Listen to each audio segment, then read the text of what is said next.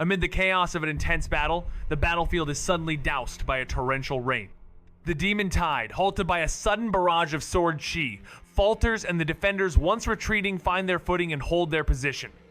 On the city walls, the Xianxia family's war banner flies high once again, a symbol of hope. The soldiers are stunned, barely able to believe the sudden turn of events. Who is that? They wonder, eyes searching for the mysterious figure responsible. Beyond the line, a river of sword chi falls from the sky, slaying the demons without mercy. Among them, even the massive great demons of the three immortal realms struggle and fall before the onslaught. At the heart of the scene, a youthful figure sits atop a red flame demon, surrounded by an ethereal mist of white energy that feeds into the sword chi storm above. The troops stare in awe, recognizing the figure's power and realizing their salvation is at hand. The city is saved, but who is this mysterious savior wielding such overwhelming strength? The answer remains a tantalizing mystery for now. In a chaotic battle, the head of the family made his entrance, leaving Xianxia momentarily stunned. The demon tide had nearly decimated the gluttonous valley forces, with only a handful of elders fleeing in panic, pursued by relentless sword chi dragons. As the leader of the gluttonous valley, already wounded, tried to resist with his physical strength, he was quickly overwhelmed, his soul drained as he plummeted to the ground. Despite their brute strength, the demons of the gluttonous valley were no match for the sword chi, which devastated them with ease. Meanwhile, Li Hao remained calm, observing the carnage as the battlefield slowly quieted. He then withdrew the sword tide and addressed Xia Linglong, telling her that the remaining demons were hers to handle as he needed to leave. In a flash, millions of demons had perished, a testament to the sheer terror Li Hao's power instilled. The scene unfolds with a dramatic moment on the battlefield. In the wake of a powerful confrontation, a figure emerges, signaling a new era of hope. A call for help is made, and the response comes swiftly as an ally pledges to assist. Despite the offer, one character realizes the insignificance of their own troops in comparison to the overwhelming might of their companion. As a powerful figure prepares to leave, a majestic creature embarks on a blazing journey, its flames slicing through the air like a mythical beast. The onlookers, unaware of the rider's true identity, are left in awe, but the looming question remains, who is this individual? And what will the future hold for the besieged land? Qingzhou City stood eerily silent, locked down and guarded, its bustling streets now empty, cleared for the army alone. Golden arrays shimmered atop the walls, holding back a surging tide of demons that spread like an endless plague beyond the horizon. Soldiers lined the walls, grim, exhausted, but unyielding defenders from the Li family and city forces alike. For days, they had fought without rest, spurred on by grim news delivered through the Li family's secret methods. Qingzhou's lands had nearly all fallen, with over 100 cities consumed, their defenses shattered.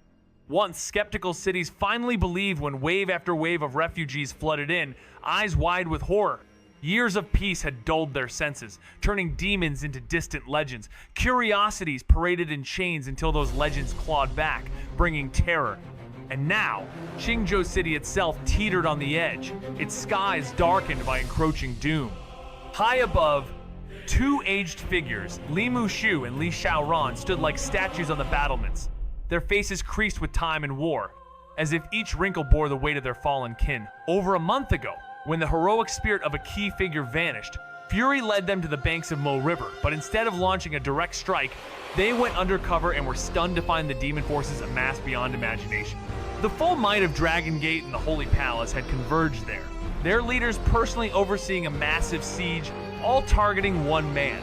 Seizing the chance, they redirected forces to strike at Dragon Gate's original base. With the Holy Palace's stronghold already destroyed by another opportunistic move, Dragon Gate's lair was exposed and poorly guarded. Thanks to swift intelligence from Tianji Tower, a joint force stormed and razed the enemy base after over half a month of fighting. Upon hearing the news, the master of Dragon Gate erupted in fury and rushed toward Qingzhou in retaliation. Yet two key figures had already anticipated this, having withdrawn from Mo River early and fortified Qingzhou in secret. When the enemy struck under cover of night, they were met with firm resistance. Their stealthy assault failed, revealing their hand. With their hidden moves exposed and the Qingzhou sneak attack foiled, Dragon Gate and the Holy Palace abandoned subtlety and summoned every dark force they could muster, launching a brutal campaign against Qingzhou. Thus began a prolonged and merciless war, with both sides suffering massive losses in a month-long struggle that ended only when Qingzhou fell and its defenders retreated to their final bastion within the city. Intercepted en route by a demonic ambush, the army from the imperial city failed to reach Qingzhou, falling into disarray with grievous losses. Qingzhou, besieged by forces not only from the Holy Palace and Dragon Gate, but bolstered by elite demons awaiting their lord's return from the Great Void Realm, stood isolated in a tightening noose. Seeking aid from the Xia family in Yuzhou proved futile. Gluttonous Valley struck first, pinning them down and preventing reinforcements. The coordinated strike cut off Qingzhou's last hopes, as all their calls for help vanished into silence. Surrounded and overwhelmed, they were driven back step by step, abandoning strongholds until only Qingzhou City remained a flickering candle in a storm. Should this final defense fall, even the Divine General Mansion would be nothing more than driftwood in a tempest. Li Xiaoran stood grim. A month of relentless bloodshed had left both him and Li Mushu on the brink. Against them, the Master of Dragon Gate had ascended to the Grand Tao of Peace Realm, and the Holy Palace Master, formidable at the Half-Step Tao Realm, loomed large. Only Li Mushu's own power, Half-Step Tao Domain and Invincible Fist, barely managed to hold the line, dragging the battle into a bitter stalemate. Without that resistance, Qingzhou would have crumbled long ago, the city swallowed whole. Trapped in an inescapable siege, the Li family now faces a grim reality. Their enemies seek to erase them from existence. After countless clashes that drained every ounce of strength, Li Xiaoran uncovers the true plot, an ancient scheme to sever their bloodline and topple the Divine General Mansion from within.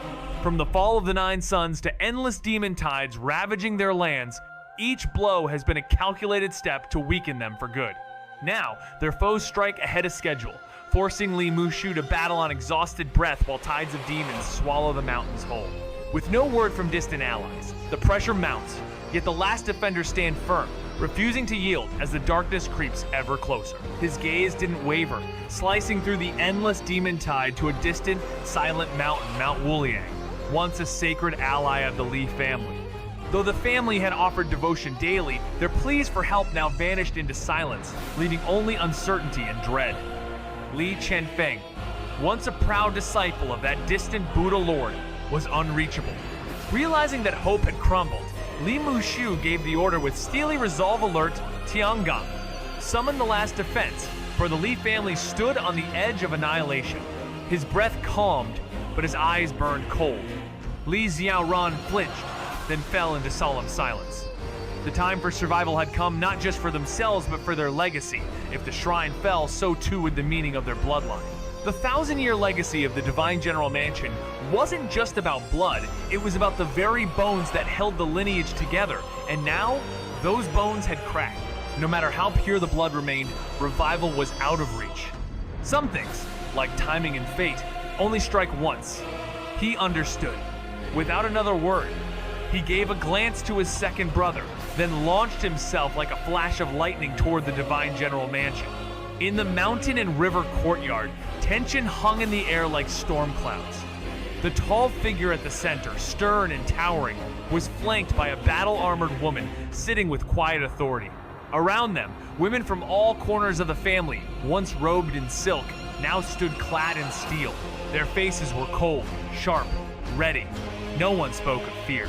Only silence, and silence can be louder than war drums. No word from Mount Wuliang, no reply from the Sword Saint in the south. The storm hadn't arrived yet, but everyone felt the wind. The sudden disappearance of the vast network of connections once held by the Divine General Mansion left everyone stunned. With most of the Li family's allies being powerless, many forces that once relied on them rushed in. However, none of them could offer the help needed, as the strongest among them were far from capable of facing the formidable foes. The pressure fell upon the Li family's shoulders, particularly the aging patriarch, who was now on the verge of collapse from withstanding the might of two major forces, one of which boasted a true master of the Grand Tao of Peace Realm. At that moment, Li Xiaoran appeared, bringing an urgent message from his second brother. The Li family's fate now rested on an ancient ancestral offering, one that would summon all members of the bloodline to their side. Victory was essential, or the family would be wiped out. Everyone in the hall, knowing that the fall of Qingzhou had already begun, felt the weight of the moment. The ancestral bloodline's call would soon echo through the scattered branches of the Li family across the entire Dayu divine dynasty, summoning them to face the greatest threat the family had ever known. The battle was on, and there was no turning back. In this chapter, the once mighty Li family trembles as Wang Xiangru sits pale and helpless, her wounded husband barely holding on after the last defense of Qingzhou. Li Xiaoran's cold gaze cuts through any false hope, while Li Tiangang, burdened by guilt for losing Li Hao, rises to plead for the ancestral blood ritual. He sees only frost in his fourth uncle's eyes, reminders of that night when Li Hao's death shattered the Divine General Mansion and turned once fierce roars into bitter silence. The air thickens with unspoken blame as Li Tiangang shoulders the weight of broken bonds, knowing all too well that the room Li Hao once called home remains untouched, a lone relic of a severed tie that no ritual can mend. Li Tiangang strode ahead without a word, and Li Xiaoran simply moved aside in silence, their cold exchanges now routine. The others remained quiet, having grown used to the chilling tension that always followed Li Xiaoran's visits only ever sparked by battle reports from Liangzhou. Yet none could forget the eruption of fury in the mountain and river courtyard after news of Li Hao's death. The elder closest to Li Hao, blinded by grief, had broken the family's sacred oath and injured himself just to strike Li Tiangang in agony, even as Qingzhou still reeled from demonic assault. It was in that moment they all realized how deeply the second uncle loved that boy enough to cast aside all duty. But Li Mushu wasn't alone in mourning. Many shared a sorrow steeped in regret, for although Li Hao was no longer bloodbound, he remained a radiant legacy of the Li family, now beyond reconciliation due to past misunderstanding. And now, as ancestral blood was invoked, a bitter voice snapped would her precious children even return. He, Jianlan's icy glare cut to Li Xiangru. Normally, she would have shown restraint as the household's chief lady, but the grief over Li Hao's death and Qingzhou's chaos had shattered her composure. The blame she once spared now turned inward. For it wasn't Lu Yue wrong she hated most, it was this mother, Miss Wang, whose indulgence kept her children sheltered from martial bonds and peer respect. That failure of discipline led to a daughter who crossed Li Hao's mother and was struck down in return. Amid the roaring storm of family conflict, her tear-streaked outburst shattered the final thread. Father and son stood forever divided, their bond torn apart by years of silent resentment and blind indulgence. It wasn't just one moment, but a tide of madness. His father's paranoia, her blind cruelty, the mother's endless spoiling, they all conspired to ignite the clash that left one child crushed under the ruins.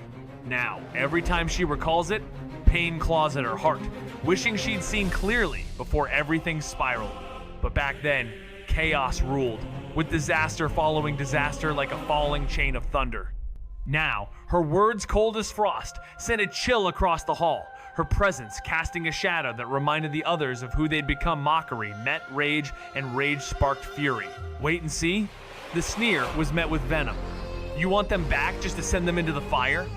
The others turned, their expressions sharp memories of a certain downfall still raw, of slander that banished one of their own, of indulgence that fed the flames. Eyes locked, air thick, and though nothing more was said, it was clear none were innocent, and none had truly let go. Back in the day, they were secretly displeased, at most keeping to themselves, but now it had brewed a disaster. Currently, Wang Xiangru's words were an even bigger problem. If everyone thought like you, then all the soldiers could be dismissed, and you can go as well. He, Jianlan, watched her with icy eyes. I, of the Li family, share the same blood, live and die together, and it has nothing to do with cultivation. Xiao Yujing glanced at Wang Xiangru and said indifferently, even Xianer of imperial lineage is willing to stand with my family, the Lis, to the very last moment. It's not a matter of cultivation, Gao Qingqing added, though her tone was more subtle. Xianxia, the fiancé of Li Junye, had only an engagement but was willing to remain a widow for Li Junye all her life. Now that Qingzhou faced an existential crisis, Li Mushu had earlier suggested that Jiang Xianer should leave. After all, she bore the imperial bloodline. Moreover, she had not even shared a room with Li Junye, bound only by that sheet of marriage vow. However, Jiang Xianer shook her head in refusal. Hearing what Gao Qingqing said, Wang Xiangru's face twisted with discomfort, realizing that she had spoken out of turn. It's not what I mean. It's just that from sister-in-law's tone, I could not help but feel that she would relish in the misfortunes of my children.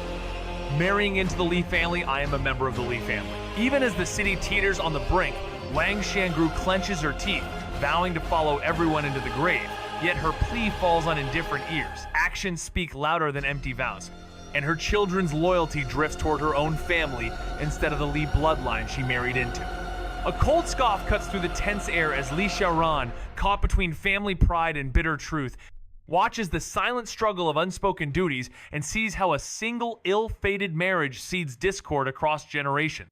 His words freeze Wang Xiangru's defiance, for before him stands an elder no one dares defy, his authority eclipsing the shrine that never held his spirit tablet, his legacy echoing louder than the child who will never return. Li Xiaoran stood solemnly, gazing toward the ancestral shrine, his heart weighed down by unspoken sorrow. At his heavy words, silence fell. Even if he were still alive, there was no reason for him to return, not after how the Li family had treated him, and certainly not now, when two Grand Tao of Peace Realm demons loomed beyond. Any who approached would face an impossible trial. Desperate, the Li family ignited the ancestral bloodline, summoning every last descendant to forge a mighty army formation. Fueled by the Saint Heart Heavenly Treasure and ancient vault treasures, all hurled into one final stand. Better to burn them in battle than surrender them to the enemy. This was no ordinary fight. This was a last stand forged from 3,000 years of inheritance. The ancestral shrine roared to life with a sky-high blood array, enveloping half the Divine General Mansion. Within, those of Li blood trembled as their veins surged with ancestral power, called forth by the fading soul of an elder, sacrificed in the ritual. It was a call that could not be ignored, a desperate measure reserved for the gravest of times. As Li Xiaoran's aura surged with divine intensity, a spectral flame seemed to ignite upon him, drawing silent awe from the women of the household. Though they could not feel the ancestral call, they saw it flicker in his powerful presence. Inside the hall, the once furious crowd now fell into quiet sorrow, their hearts heavy with the weight of fate. Outside, the courtyard shimmered with the awakened blood of the Li family, legitimate and illegitimate alike, each one glowing faintly like fireflies in the darkness. This was the final radiance, a wordless echo from the past. The ancestors are calling, someone murmured. From the courtyard to the training grounds, the blood array soared from the ancestral shrine into the sky, pulling at every Li descendant's soul. Eyes once clouded with hesitation turned resolute. They knew this was the moment that would decide their family's survival. Far away, atop the mist-veiled peaks of Mount Wuliang, a voice trembled. "My body," Father said. "It's the ancestral blood call." The echo of destiny was stirring across worlds. Deep within Mount Wuliang's misty peaks, several collateral Li family disciples sense an unspoken, burning summons pulsing through their veins, urging them to abandon their cultivation and return home at once. Though not direct heirs, these gifted youths stand among the inner sect's brightest hopes for grand mastery. Yet now, they race down the mountain, hearts pounding with questions no training could prepare them for. Elsewhere, a young figure draped in a snow-white kasaya sits cross-legged in silent meditation on Spirit Mountain until a sudden heat surges in his chest. Ancestral bloodline guidance calls him back. His eyes flicker open, confusion and dread clouding his calm as he rises. Footsteps echoing through the Buddha hall where the Buddha Lord, already waiting, summons him inside without a word. Li Qianfeng storms into the Buddha hall, dropping to his knees before the serene figure seated high above. Desperation clings to his voice as he begs for permission to descend the mountain. His family is in peril. The Buddha Lord, calm and radiant, speaks with gentle finality. Though Qianfeng has reached the great perfection of the heavenly human realm, it is not enough rushing into the fray would only add his name to the dead. Trembling, Qianfeng pleads again, his heart torn between duty and powerlessness.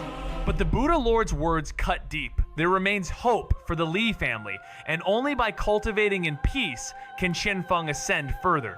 Yet the young cultivator's soul trembles with conflict. How can he find peace while his kin face ruin? The Buddha Lord's reply is calm but unwavering without inner serenity. Transcendence is impossible.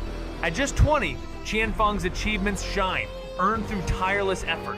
But this storm must be weathered with patience, not impulse. As the ancient voice echoes, declaring that the Li family's fate hinges on the persistence of their bloodline, a sliver of hope flickers within the chaos. This crisis, it seems, might yet be an opportunity. The moment the calamity recedes, the destined one shall return to the mountain, rise as the true dragon, and lead the family from ruin.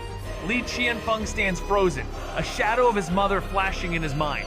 But the solemn promise follows. Puji Bodhisattva will bring her safely, aiding in transcending the looming catastrophe.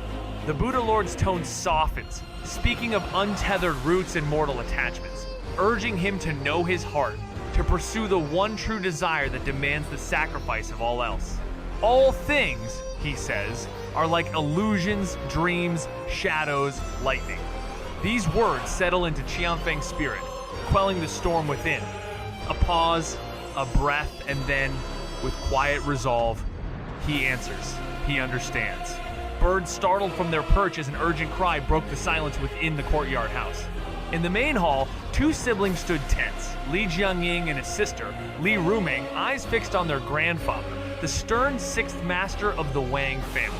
They had felt the ancestors' distant summons while cultivating their bloodline, stirred by the Li family's desperate blood-summoning secret skill, a sacrifice of an elder's soul to gather their scattered kin. Pleading for answers, they begged him to reach their parents, but Wang Zhenping's grim face spoke volumes. He already knew Qingzhou's plight. He understood all too well that the bond of blood was powerless against the vast distance separating them. Relatives afar were little more than strangers when divided by the endless span of the Daiyu dynasty. Wang Zhenping's heart twisted with worry for his daughter, still trapped in Qingzhou. He had never agreed to her marriage into the Li family, but her stubborn will had prevailed. Since then, her letters home were filled with sorrow, each word gnawing at his soul. But this was an era where leaving a marriage, especially one bound to a divine general's household, was unheard of. Any scandal would bring shame to the entire Wang family. With the situation now dire and Qingzhou facing calamity, dread consumed him. Was she doomed with the city? Furious, he cursed the incompetence of the Li family. Yet when he looked into the eyes of his niece and nephew, that storm inside quieted. He resolved to ride out himself, hoping he wasn't already too late. The two younger ones knelt down in gratitude, their sincerity softening his anger. Of all his kin, only these two had ever given him true peace. Then, just as he turned to go, Li Rumeng's voice rang out. She wanted to come too. Wang Zhenping's face tightened as he snapped, "You both stay here, don't move!" But panic flickered in Li Jiangying's eyes. This was an ancestral blood summons. Disobeying could sever them forever from their lineage. Zhenping knew it too. The cadet branches who left centuries ago might be forgiven, but as direct descendants, absence meant disgrace. "I might not even make it in time to save your mother," he admitted grimly. "If I fail, you'll be the last of the bloodline, and with your cultivation, you'd be rushing to your own end." Still, he vowed to explain their absence himself, trusting that the Li family would understand if they even survived this catastrophe. The siblings exchanged pale, stricken glances. Li Rumeng clutched her hands, unease radiating from her, while Li Jiangying suddenly asked, "Grandfather, what if we go to the Mo River first?" Zhenping froze. Why hadn't he thought of that? The Mo River would shield them even from the ancestral summons, but once there, there'd be no easy way back. His eyes glinted as he turned to his clever nephew, a faint smile flickering before he summoned Uncle Xianzhou to escort them straight to the Mo River's deepest level. There, the siblings, armed with knowledge and their divine travel realm power, might just clear the evil level for 1,000 merit points. He had brought them here when the Merit Treasure Vault first opened, its dazzling trove tempting all who dared. With enough merit, one could surge ahead, outpacing any rival. Recently, the family had become a magnet for nobles and martial artists alike, all eager to gain merit through the treacherous waters of the Mo River. Favors, however, stayed close to home, so the young ones came first, securing their share before any outsider could. That was why the siblings stayed under this roof, and when the promise of challenge lit the air, his nephew's eyes blazed with excitement, ready to seize the chance. Just crossing the Mo River meant 10 merit points, but clearing it completely? A whopping 1,000. And with those points came treasures so many that even Sword Heart could be enhanced for just 100 points. The Grandmaster's heart had the same value, and combining that with clan resources could launch someone straight into the heavenly human realm without resistance. Most geniuses hit a wall at the 15 Li realm, but now the Merit Treasure Vault was like a fast track laid just for them. Still, brute force wasn't the answer. Mo River wasn't just an obstacle anymore, it was rare, precious, and protected like a national secret. Destroying it meant losing all that potential. That's why the warning was clear: don't wreck it, pass it. With the military now guarding every known Mo river, it wasn't just about strength, it was about skill, patience, and knowing that one wrong move could erase a golden opportunity. The rules for exploring the Mo River had changed, no longer a reckless attempt to destroy it, but a calculated challenge. Either fail and try again, or push through to succeed. The Wang family now controlled access tightly, unlike the old days of simple eradication. And really, if swallowing filth could grant eternal life, even dogs wouldn't bother, so why would anyone without gain? The siblings were told plainly. Their talents weren't top tier, not compared to the famed prodigy from their own clan, but with Wang family backing and exclusive access to lesser Mo rivers, they could rack up merit. Hit 10,000 points, and Extreme Realm Cultivation would be theirs, an upgrade strong enough to leave all their peers, even that prodigy, far behind. Before parting, their grandfather gave final instructions, his tone weighty with hope. Their eyes shimmered as they absorbed it all. The things they had seen and heard while staying with the Wang family cracked open a wider world, one where power like the Universal Force Extreme Realm wasn't just a myth. If they could get there, they wouldn't be bystanders in the next battle for the True Dragon. They could finally be contenders. As he left them in the care of an old steward and hurried off, he told them their entry profiles were already arranged. The siblings watched him go, exchanging glances heavy with worry. Could he really bring their mother back? He said it with a sneer, eyes glinting in the fading light. What a shame! The madman had died, leaving no chance for them to catch up. Watching his grandfather disappear into the distance, Li Jiangyang couldn't suppress the flicker in his gaze. Ever since that blindingly radiant youth had appeared 2 years ago, the entire Li family's generation had been shoved into the shadows. Even the Buddha Lord's direct disciple paled in comparison. How could someone young not feel anger, not feel envy? Word of the exploits from Liangzhou had reached their ears, widening the chasm between them. At first, despair took root, but then came the Merit Treasure Vault, a spark of hope, a ladder to chase after that vanishing silhouette. Yes, he might be far ahead now, but even legends must slow once they touch the Four Stands realm. Just like the family elders, who broke through once at 34 and stayed there till the end, never stepping further. They had time. They could still catch up. The Vault and their maternal clan support were their final bets. After all, someone that blinding was bound to provoke even the heavens. Half of the elite forces had been dispatched to retrieve rare medicines, their powers soon to be amplified by these precious substances. With such enhancements, warriors, even those at the 15 Li realm, would wield strength on par with those of the heavenly human realm. However, this immense power came with side effects, yet none of these concerns mattered when the stakes were life and death. As vast treasures were moved from the vault of the Divine General Mansion, the faces of those in the courtyards grew grim. These items, accumulated over generations, were now being depleted. When the bloodline members return, we fight to the death, Li Tiangang proclaimed. The return of the Li family's bloodline would serve to revive the ancestors' bodies, unleashing the combined strength of both their blood and spirits. The more bloodline members, the greater the power. With He Jianlan leading troops to various parts of the city, the mountain and river courtyard was left desolate. Li Tiangang and Ji Qingqing exchanged solemn glances, their silence speaking volumes. Ji Qingqing, her voice heavy with regret, murmured, "If only I had reached the Grand Tao of Peace Realm." Her sorrow was clear. Had she devoted herself fully to cultivation, she might have reached such heights by now. A sudden stir ripples through the Zhao household. Why does their blood resonate with the ancient Li family's call? Though surnamed Zhao, the answer lies in lineage, a grandmother from the Li bloodline, her faint legacy echoing in their veins. Their fortunes in Cloud Mist City, long bolstered by her influence, now face a test of loyalty. The Li family, guardians of Dayu for 1,000 years, is in peril after the chaos in Qingzhou, and duty demands action. Determined, they prepare to journey back not for glory, but for blood, for kin. Even the master departs, entrusting his disciples with heavy silence. And the great-grandmother, aged yet unwavering, too readies herself for the return. A storm brews, and the call of ancestry cannot be ignored. "Fetch me a horse!" The command echoed across the 19 provinces as if a silent signal had been given. From every corner, be it grand cities or humble villages, those stirred by ancestral blood felt the call surge through their veins. Some hesitated, retreating into doubt, but many more chose resolve, launching themselves toward Xingzhou with the certainty of destiny. Like scattered stars drawn into one blazing constellation, they converged, driven by the pull of their origin, the Divine General Mansion, a symbol of glory spanning 3 millennia. Their mass departure sent shockwaves through the power structures of the Dayu Divine Dynasty. Even the mighty factions, including the most secretive ones, were alerted. Elders and lords of the great bloodlines didn't just rise, they summoned entire factions, marshaling forces like tides responding to a storm. This was no mere rally, it was heritage, awakened and marching. Some galloped across plains, some flew above mountain peaks, some leapt down sacred summits, and some burst forth from ancient temples, each one an echo of history answering a call.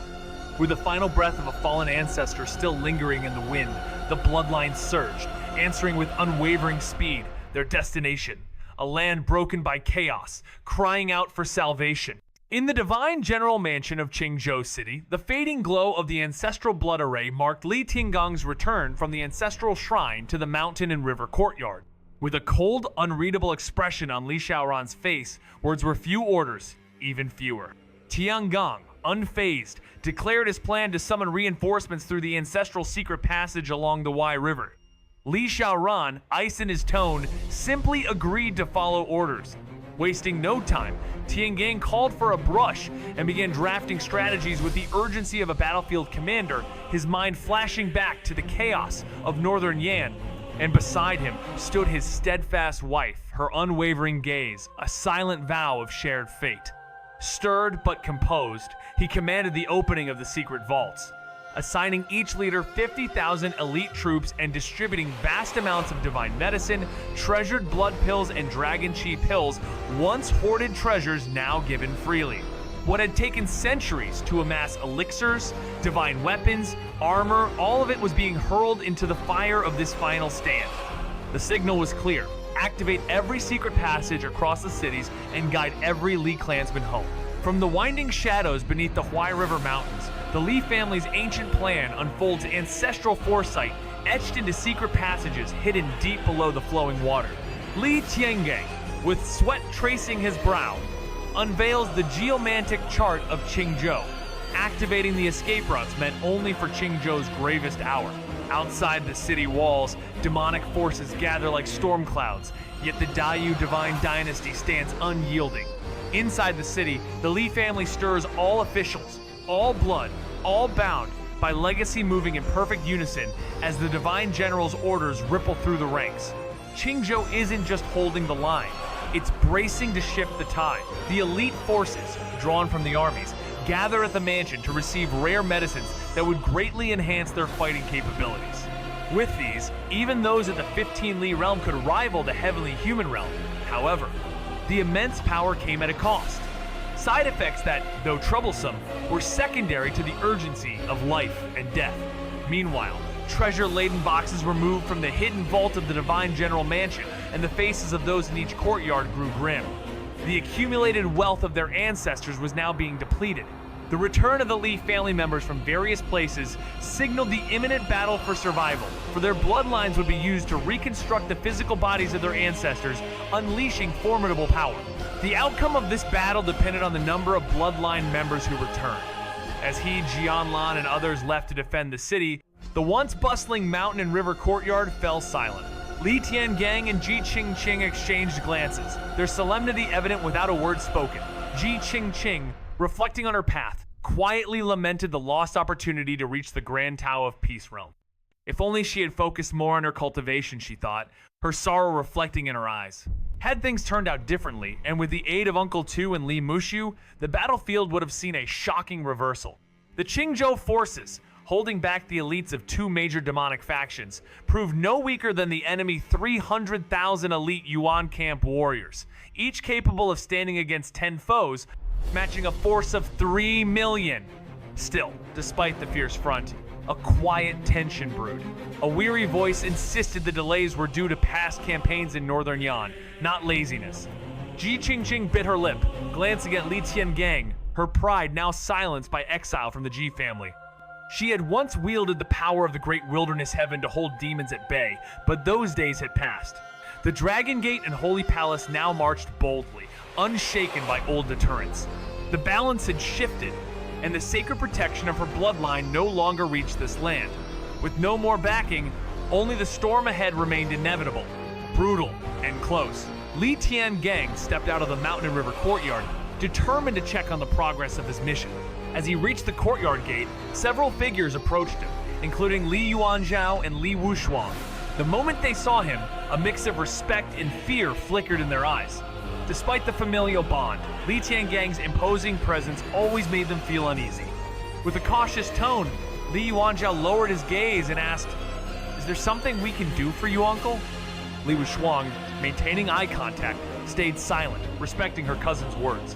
As Li Tiangang observed their readiness, draped in armor as if prepared to battle at any moment, his stern expression softened.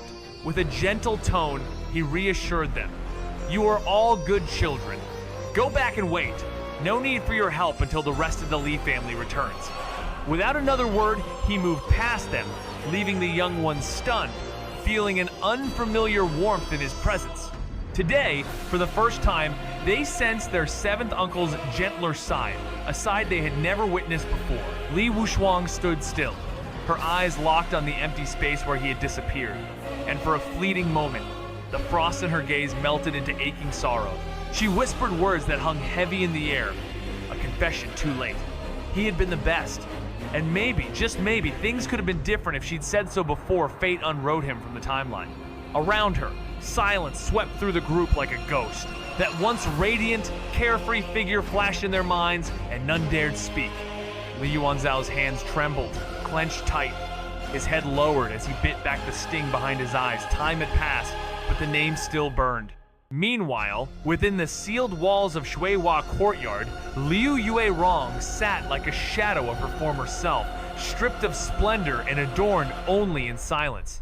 Her vacant gaze fixed toward the ancestral hall as she muttered one phrase again and again. "Ancestor blood, summoning!" Her voice a hollow echo of past glory long dissolved. She looked pale and weakened, her voice trembling with sorrow as she faced the man before her. "How could you be so heartless? No wonder your own son left you behind."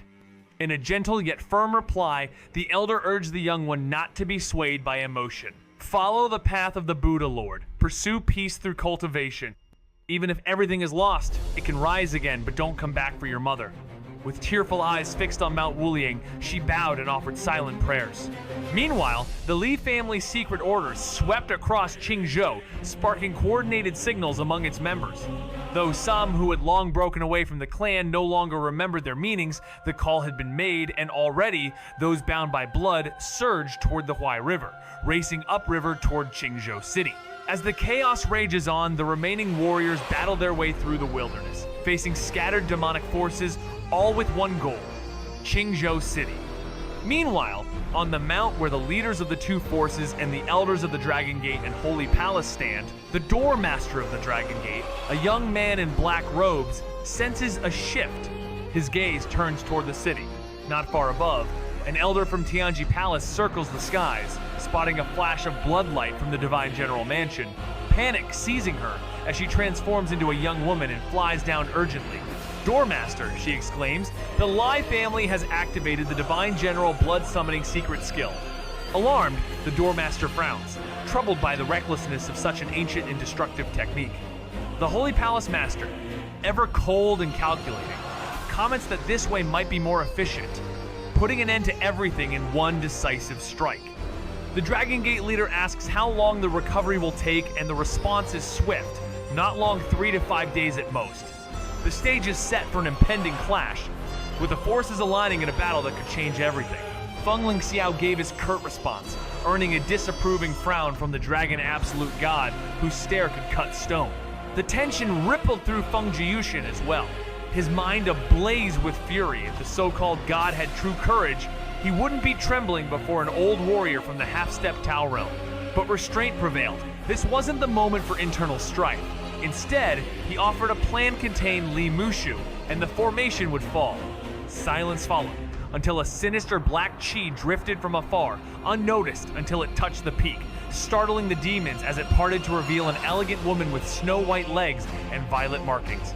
Her smile held scorn as she mocked their failure. calling them dogs chased from their territory by the Dayu divine dynasty. The mere sight of her, the desolate god, sent a jolt through both the dragon absolute god and Feng Lingxiao, their bodies stiffening with dread as they demanded to know why she had come. As tension thickened over the fate of the Imperial City, the dragon absolute god's voice dropped, "What about the Imperial City?" The woman, veiled and calm, replied that what they had seen was only one of her avatars, hinting at the imperial royal family's cunning and cold-hearted nature. Rather than dispatching the powerful true person, they merely sought to preserve themselves. Her tone remained light, yet her words struck heavy. If they delayed any longer, not only the Li family bloodline would fall, but Prince Qing, one of the strongest imperial siblings, was already on his way. The shock rippled instantly. That prince, just under the sword demon in power, had supposedly been badly wounded in northern Yan. How had he recovered so fast? Feng Lingxiao's face turned grim. The woman simply stated that she had sent a fragment of herself to intercept him, if necessary, but warned them sharply to act swiftly. Their time had not yet come to move openly. If they failed, well, she could always erase them. The threat landed silently, and both men bowed to her will as she turned her gaze toward the city once more. Birds startled from their perch as an urgent cry broke the silence within the courtyard house. In the main hall, two siblings stood tense. Li Jiangying and his sister, Li Ruming, eyes fixed on their grandfather, the stern sixth master of the Wang family. They had felt the ancestors' distant summons while cultivating their bloodline stirred by the Li family's desperate blood-summoning secret skill, a sacrifice of an elder's soul to gather their scattered kin. Pleading for answers, they begged him to reach their parents, but Wang Zhenping's grim face spoke volumes. He already knew Qingzhou's plight. He understood all too well that the bond of blood was powerless against the vast distance separating them. Relatives afar were little more than strangers when divided by the endless span of the Dayu dynasty. As the battle raged on, Li Mushu's expression twisted with anger as he shot out from the corner tower, his frail body soaring skyward, shouting for the assault to cease.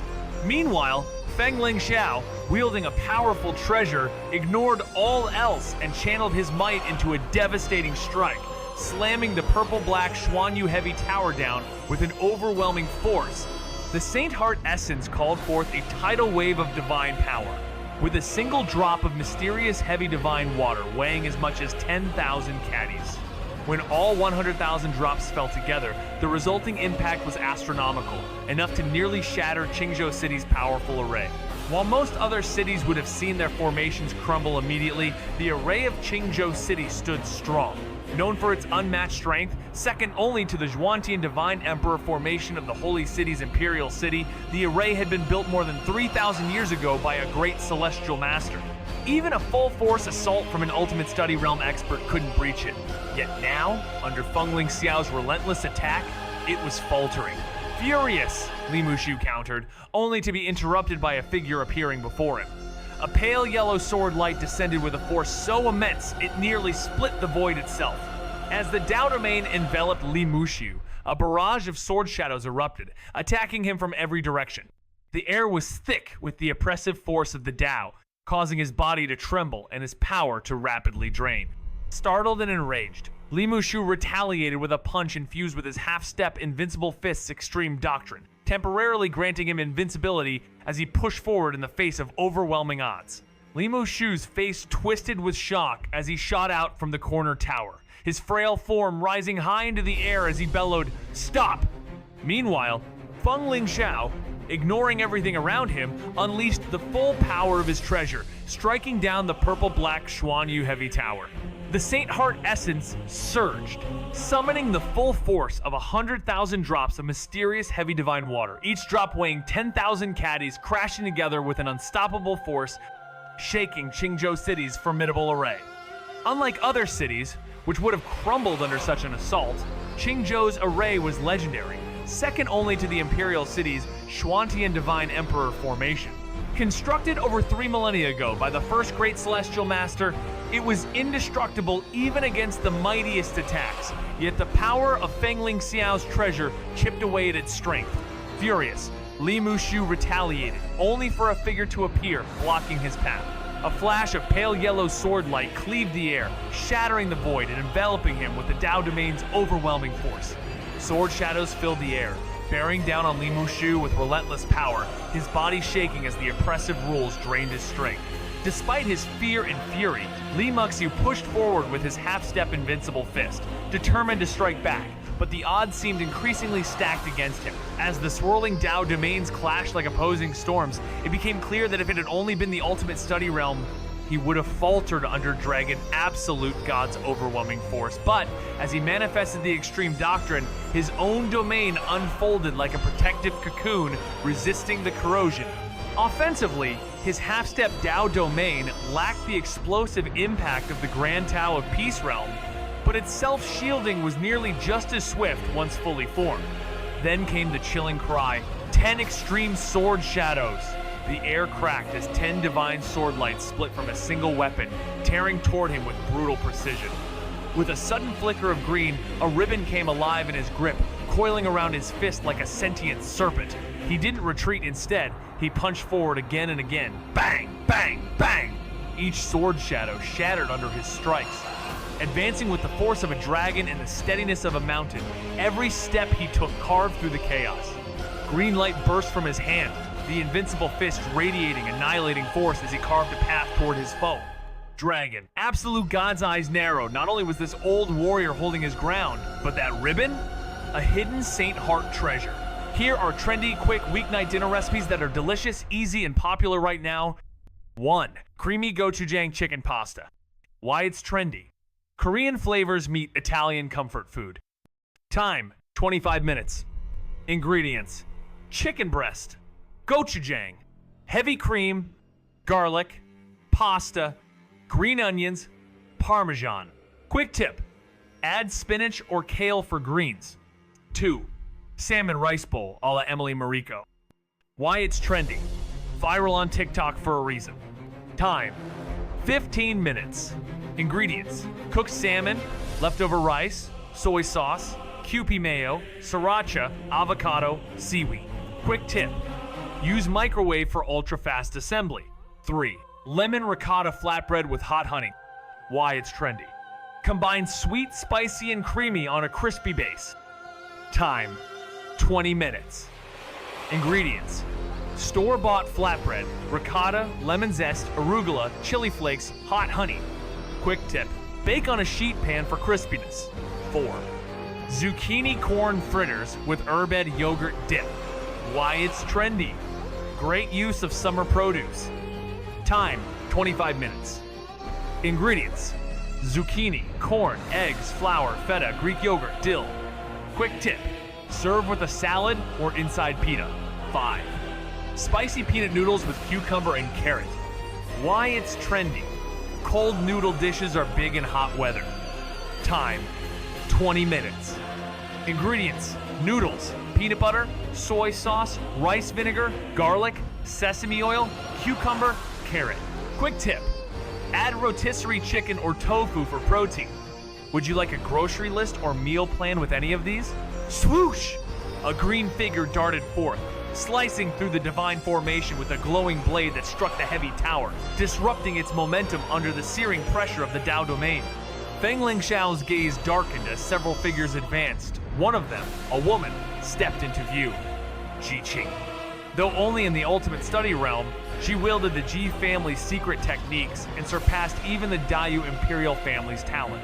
Cast out by her clan, she had once been scorned, yet her father's spirit moved the Ji heavenly dynasty to grant her powerful relics in secret, foremost among them the Taiyuan sword containing Saint Heart essence that defied external rule powers. With this, Ji Qingqing could wound those in the Grand Tao of Peace Realm even without matching their level. Were it a duel in the open, she'd be no match surprised and bound by a superior's domain. Even her sacred blade couldn't save her. But now, shielded by the array, she struck with impunity. Furious, Feng Lingxiao summoned all his force to drive the Suan Yu heavy tower downward once more, only for Ji Qingqing's relentless swordplay to slash back and sap its strength, blow after blow. As the power of the 10,000 mysterious heavy divine waters surged with devastating intensity, the divine formation struggled to hold. A desperate cry rang out, "Quick, block him!" As a warrior soared into the sky, wielding a bronze saber passed down through generations, unleashing its full force in a radiant strike. But unlike the Taiyuan sword, this weapon's rule power faltered against the Dao domain, and the brilliant glow fizzled out before it could land. His expression darkened just as a distant, ancient bugle call echoed across the city, shaking the walls of Qingzhou and stirring the earth under every home. The people felt it, the pounding rhythm of a million-strong elite demon force advancing like thunder. At that signal, the horde surged forward in terrifying unison. The warrior's face shifted. The enemy had lost patience and was now launching an all-out assault. "Quick! Prepare for battle! Vanguard troops to the city walls!" He bellowed, knowing he had no time to waste. His strike had failed, and now the city's survival hung in the balance. Racing toward the ramparts, he rallied his forces, summoning every ounce of discipline as they braced for the storm. On the city walls, soldiers positioned themselves, ready for the impending demon tide. As the first wave of monsters approached, arrows began to rain down from the city's defensive towers, creating a massive barrage. The demon tide retaliated fiercely, with towering demons wielding divine weapons, blocking the onslaught while hammering against the city's outer defense. These formidable foes were none other than the Demon King Elders, each one an imposing force in their own right, making their presence known with ruthless power. Their attacks were so violent that the city's protective array trembled, its divine patterns flickering like disturbed butterflies. As the situation grew dire, Li Tiangang's blood ran cold. The gap in strength between the two sides was far greater than he had anticipated. Desperation filled his eyes as the divine formation teetered on the brink of collapse. With a roar, he commanded the activation of the life wheel in a last-ditch effort to turn the tide. This formation, one of the 10 most powerful in the world, not only sealed the demon essence within, but also harnessed the sun and moon's energy to restore itself. More than that, it drew on the life force of everyone within the formation, converting it into power to fortify the defenses. As the golden threads of life essence flowed from the city's people, including Li Tiangang and the soldiers, the formation began to hum with renewed strength. Inside the Grand Divine General Mansion, the people remained untouched by the divine formation that surrounded them. However, within the Ancestral Hall, located beside a towering mountain, something unusual occurred. The candles flickered violently before the spirit tablets, almost extinguishing themselves. Li Qingzheng, an elder with white hair and a frail body, sat at the entrance, his gaze filled with concern. As golden life veins surged through the city, his body trembled, and he quickly turned his attention to the Ancestral Hall behind him. To his shock, golden divine light emanated from the once silent spirit tablets, revealing the heroic spirits of the Li family. These ancestors, renowned figures in their time, materialized before him. They spoke of the life wheel formation's activation, an omen that Qingzhou City was nearing its final hour. The spirits, led by the 17th ancestor, began to prepare for battle, with their remaining souls guiding the bloodline. United in purpose, they vowed to stand firm and protect the city, declaring that it was time for action, even as they urged the younger generation to fight. With the emergence of the life wheel formation, the spirits of the Li family's ancestors surged forward, stepping out from their sacred hall, ready to face the inevitable. Standing at the entrance of the Ancestral Hall, Li Qingzheng could hardly hold back his tears as he watched his resolute ancestors fly off to battle. With a calm voice, one of them told him, "You no longer need to guard here," before soaring into the sky towards the Divine General Mansion. Other ancestors passed by, each offering words of gratitude and respect, leaving Li Qingzheng overwhelmed with emotions. His long-standing burden finally lifted, yet he could not raise his head, burdened by sorrow. Just then, his third brother, Li Xuanyan, appeared, his youthful visage a reminder of the past. He gently asked, "Elder brother, stop crying. Will you fight alongside me once more?" Despite the pain in his heart, Li Qingzheng wiped away his tears and smiled with a sense of relief, saying, "This time I can accompany you." With a soft smile, Li Xuanyan's soul radiated a golden light, enveloping Li Qingzheng, binding them together for the final battle. United brothers! Their strength was bound to break any obstacle in their path. He, Jianlan, overwhelmed by the sudden appearance of an ancestor from the 32nd generation, hurriedly moved to bow, but was held back by the immense power of the heroic spirit. The ancestor, a renowned female general from over 2 millennia ago, reassured her that lineage did not matter in the Li family. She smiled and declared, "Those who join the Li family are members of the Li family." Moved to tears, he, Jianlan, nodded vigorously. In a flash, the female general transformed into a golden light, merging her power and Dao intent with He Jianlan's divine soul. This sudden infusion of strength catapulted He Jianlan from the early stages of the three immortal realms into the might of the Dao heart realm. Meanwhile, similar events unfolded elsewhere. In Flying Courtyard, Wang Xiangru hesitated before retreating at the approach of an elder's remnant soul, while ancestral spirits passed by Shuihua Courtyard, avoiding its prohibitive barriers. In Linglong Court, two golden heroic spirits landed, inviting a child to join them on the battlefield against demons. He, Jianlan, was stunned as she tried to vow, only to be gently supported by a thread of the heroic spirit's power. "Ancestor, but I don't carry the Lai family bloodline," she said, recognizing the figure before her as an ancestor from the 32nd generation, a renowned female general who had once led countless battles over 2 millennia ago. The general smiled reassuringly. "No matter. Those who join the Li family are part of it," she declared. Overcome with emotion, He Jianlan nodded vigorously, her eyes moistening. In the blink of an eye, the general's figure flickered, her form igniting into a golden light that transformed into a shining battle skirt. The remnant soul's power and Dao intent merged seamlessly with He Jianlan's divine soul, granting her strength beyond her years, catapulting her from the early stages of the three mortal realms to the immense power of the Dao heart realm. Elsewhere, similar events unfolded. In Flying Courtyard, Wang Xiangru was approached by the remnant soul of an elder, her face pale as she hesitated, stepping back. The elder gave her a long look before soaring into the sky. Meanwhile, Shuihua Courtyard, which housed prisoners of past wrongdoings, was left undisturbed by the ancestral souls who passed by. In Linglong Court, two golden heroic spirits arrived and asked, "Child, would you join me in battling demons on the battlefield?" A young man stood before Li Yuanzhao, who seemed youthful yet carried an ancient, wise voice. "Can I do it?" Li Yuanzhao hesitantly asked. "Do you wish to?" came the reply. Without a moment's doubt, Li Yuanzhao boldly answered, "I certainly do." A faint smile appeared on the young man's face as divine light enveloped Li Yuanzhao. The air grew charged with power, and though Li Yuanzhao's cultivation was limited to the divine travel realm, his aura now matched that of the three immortal realms. "Just surrender your body to me," the young man murmured. "You might die. Are you afraid?" A flicker of fear passed across Li Yuanzhao's face, but as memories of a youth who had always walked before him flooded his mind, resolve burned in his eyes. "I am not afraid," he declared. The young man laughed joyfully as he soared into the sky, heading toward the battlefield. "Yuanzhao." The words echoed as Xiao Yujing stared, tears streaming down her face. In the midst of a devastating demon tide, warriors from various courtyards, including powerful members from the Li family's collateral lines, rushed to the battlefield with the aid of their ancestors' lingering spirits. With fierce determination, they surged forward like meteors, pushing back the overwhelming forces. Meanwhile, the Sunlight Life Wheel formation, powered by the city's entire population, flared with divine light once more, its steady divine patterns battling against the demonic onslaught.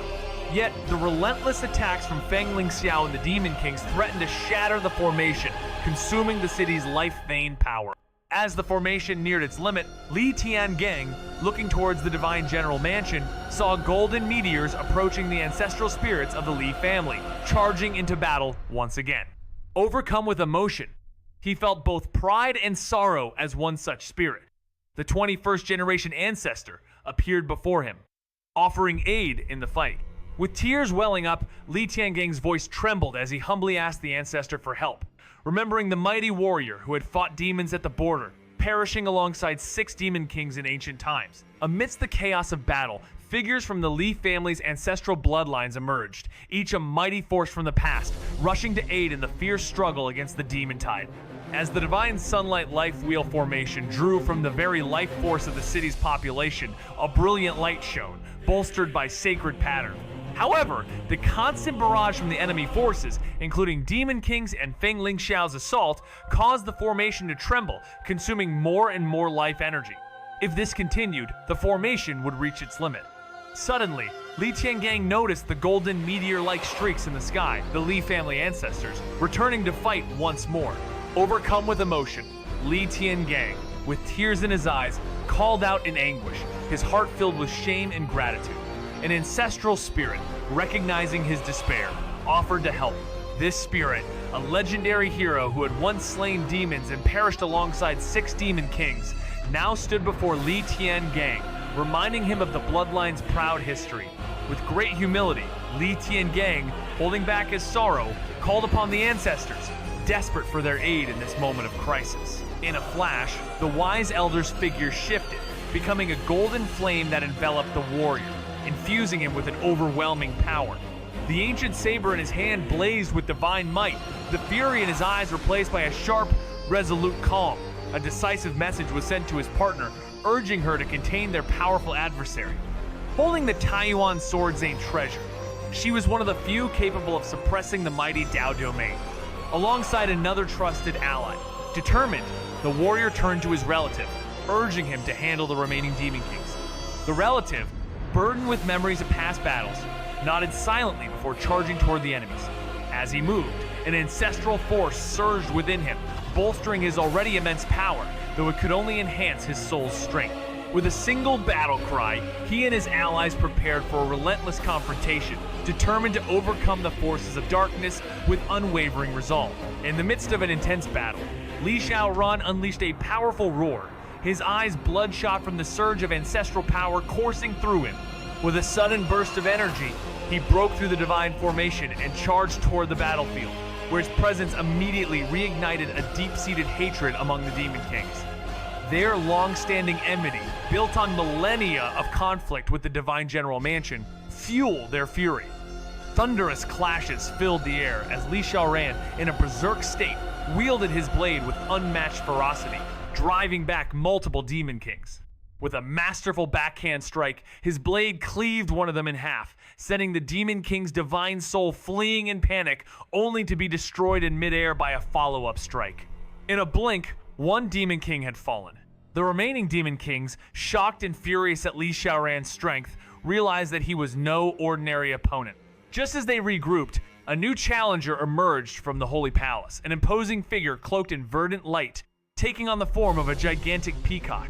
With a sweeping tail that seemed to cover the sky, the creature launched a powerful divine soul attack, causing Li Xiaoran to falter, his mind clouded by dizziness. In the heart of the battle, Li Xiaoran's eyes snapped open as a sharp peacock feather shot towards him, crackling with purple thunder. For a split second, his thoughts were in disarray, but in a flash, he swung his saber, slicing the feather in two. With a fierce roar, he unleashed a torrent of blade lights, each strike faster than the last, and each one hitting its target, the great Peacock Demon King. Space itself seemed to tear apart as his blades danced through the air, unstoppable. The Demon King reeled from the assault, feathers flying as deep wounds appeared across its chest. Blood spurted, and the once mighty creature staggered, retreating in disbelief. But Li Xiaoran, driven by the ancestral power within him, didn't hold back. His strength surged, his strikes more merciless than ever. Terrified, the Demon King couldn't stand against the relentless onslaught, and neither could the other Demon Kings, who dared not challenge the power of the carefree Blade Saint, amplified by the ancestral soul. In the ultimate study realm, Li Xiaoran's saber techniques proved too complex for anyone to block. His might was undeniable, forcing numerous Demon Kings to retreat. Among them, the great Peacock Demon King quickly summoned a green ring to block the relentless saber lights, but even this divine weapon began to lose its strength. The demon forces were taken aback, realizing this old member of the Li family was not to be underestimated, especially alongside Li Mushu. Meanwhile, the Xuanyu Heavy Tower continued to slam into the divine formation, and despite Ji Qingqing's fierce resistance, Feng Lingshao, empowered by his Sacred Heart treasure, managed to suppress her. Each clash made the divine patterns of the formation move faster, indicating the depletion of the life vein power.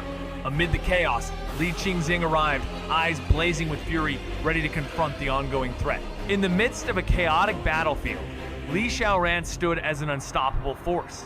His saber techniques too elusive and powerful for even the mightiest Demon Kings to defend against. With a single strike, he forced many of them to retreat in fear. The great Peacock Demon King, desperate to hold his ground, summoned a green ring, attempting to block Li Xiaoran's relentless saber lights. However, Even this powerful divine weapon struggled, its glow flickering in defeat. The Demon Kings were left in shock, realizing that this member of the Li family, aside from Li Mushu, was a formidable force to be reckoned with. Meanwhile, the sky above trembled as the Xuanyu Heavy Tower continued its assault on the divine formation, with Ji Qingqing's attacks barely managing to hold off Feng Lingxiao's overwhelming power. Despite some of her force being neutralized, the remaining energy from the battle wreaked havoc on the divine patterns. The power that had once flowed steadily now spiraled out of control. Just as hope seemed to slip away, Li Qingzheng charged onto the scene, his eyes burning with fury as he made his move to confront Feng Lingxiao and protect the formation. Li Qingzheng roared as he charged forward, entering the ultimate study realm. Though his power was not as overwhelming as some, he was a force not easily matched by ordinary Demon Kings.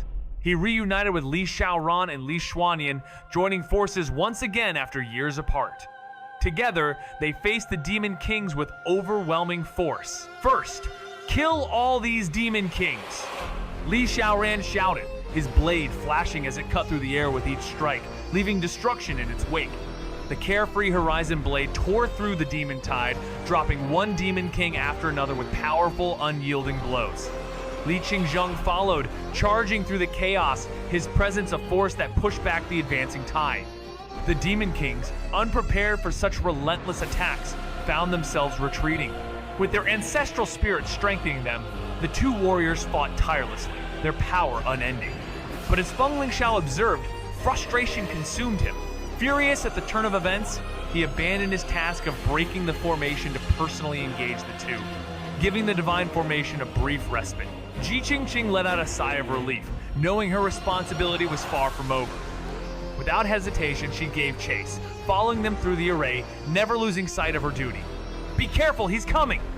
shouted Li Qingzheng as he noticed Feng Lingxiao closing in at full speed.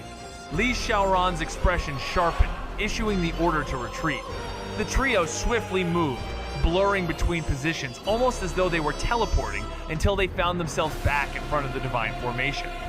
As Feng Lingxiao's attack neared, they were already safely within its protective shield. "If you break the formation, we will destroy all your demon subordinates." Li Xiaoran's cold gaze locked onto the enemy, his eyes burning with a murderous intent that left no doubt. Their earlier move had been a calculated risk, drawing Feng Lingxiao's attack while they took down 4 Demon Kings in the process, an outcome they considered well worth the effort. Enraged, Feng Lingxiao gritted his teeth, his handsome features twisted with fury as he declared, "Once the formation falls, I'll make sure the Li family's blood runs like a river." But Li Qingzheng's chilling stare answered him coldly. "Come and try it. The Li family fears neither life nor death." With no more time to waste on words, Feng Lingxiao commanded the Demon Kings to unite and break the formation.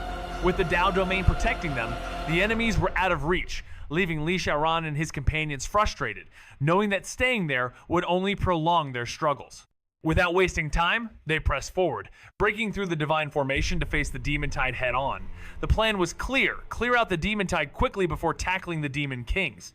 As the battle raged, Ji Qingqing arrived just in time, countering the Xuanyu Heavy Tower's attack with swift precision. Seeing the Li family charge fearlessly into the fray, Feng Lingxiao's anger boiled over, realizing he was losing control. Determined to break the divine formation, he unleashed his true force in a desperate effort to stop them. On the battlefield, the Li family's strikes were merciless, slaughtering the demons with ease. Without the Demon King's protection, these enemies were no match for their overwhelming strength. Meanwhile, reinforcements from the Li family were on their way, including powerful figures like Li Qingling and Li Shuiyun, ready to add their strength to the fight. Li Xiaoran and his companions, under the protection of the Dao domain, were temporarily safe from harm, but they knew this wasn't a permanent solution. They realized that staying put was futile. To truly make progress, they had to break through another section of the divine formation and charge into the heart of the Demon Tide. Without the Demon King's protection, the demons would be vulnerable. Meanwhile, Ji Qingqing arrived, swiftly wielding the Taiwan sword to counter the Xuanyu Heavy Tower's attack. As Li Xiaoran and his team broke through into the Demon Tide like wolves among sheep, Feng Lingxiao grew increasingly furious, realizing he could not handle the situation. With each passing moment, casualties mounted. In his rage, Feng Lingxiao unleashed his true force, relentlessly attacking the divine formation. But on the front lines, a brutal bloodbath unfolded. Li Xiaoran, Li Tiangang, and the others entered the fray, their attacks causing massive devastation.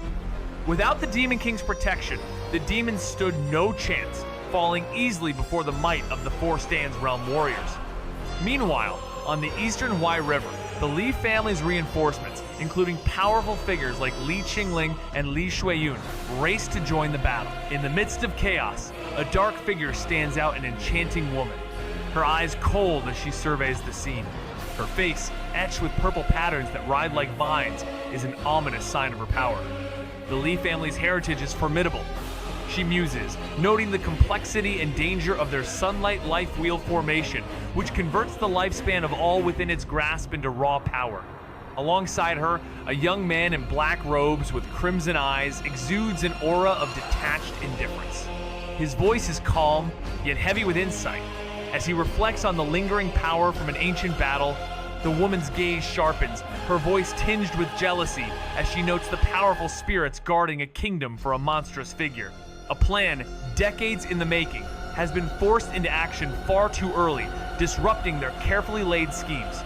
The young man is resolute. This attack on the Divine General Mansion must proceed. Yet, as they watch their forces struggle, a disdainful sneer appears on the woman's face. With a simple flick of her finger, a deep purple beam of light shoots through the air, unrelenting, unstoppable, as she mutters, "What a bunch of wastes!" her words dripping with contempt. The beam strikes the divine formation, its power rippling across the battlefield, a silent harbinger of destruction. The battle raged on as a purple light illuminated the skies, signaling the moment of truth. Feng Lingxiao, wielding the mighty Xuanyu heavy tower, slammed it down with brutal force against the divine formation. Ji Qingqing, with swift precision, countered with a slash of her sword, its light dispersing some of the formation's glow. Despite her efforts, a deafening clash reverberated through the air. Then, a sudden shift occurred. The divine patterns that held the formation together trembled, spiraled into chaos, and, against all odds, the formation began to crack. Shocked, both Ji Qingqing and Feng Lingxiao stared in disbelief as the force they had unleashed broke the once impregnable barrier. An eerie chill filled the air, sending a wave of unease through Feng Lingxiao. But with little time to ponder, he pressed forward, driving the Xuanyu heavy tower into the formation one more time, shattering it completely. The skies above Qingzhou City tore open, sending shockwaves of disbelief through everyone below. As the formation crumbled, the demon kings around Feng Lingxiao erupted in cheers. Their victory was at hand. "Kill!" commanded one demon king, as a surge of flames erupted into the city, igniting everything in its path. Feng Lingxiao's eyes, once filled with joy, suddenly blazed with intense killing intent as he locked his gaze on Ji Qingqing, the one who had interrupted his breakthrough. His voice cold and commanding, he declared, "You, go die!"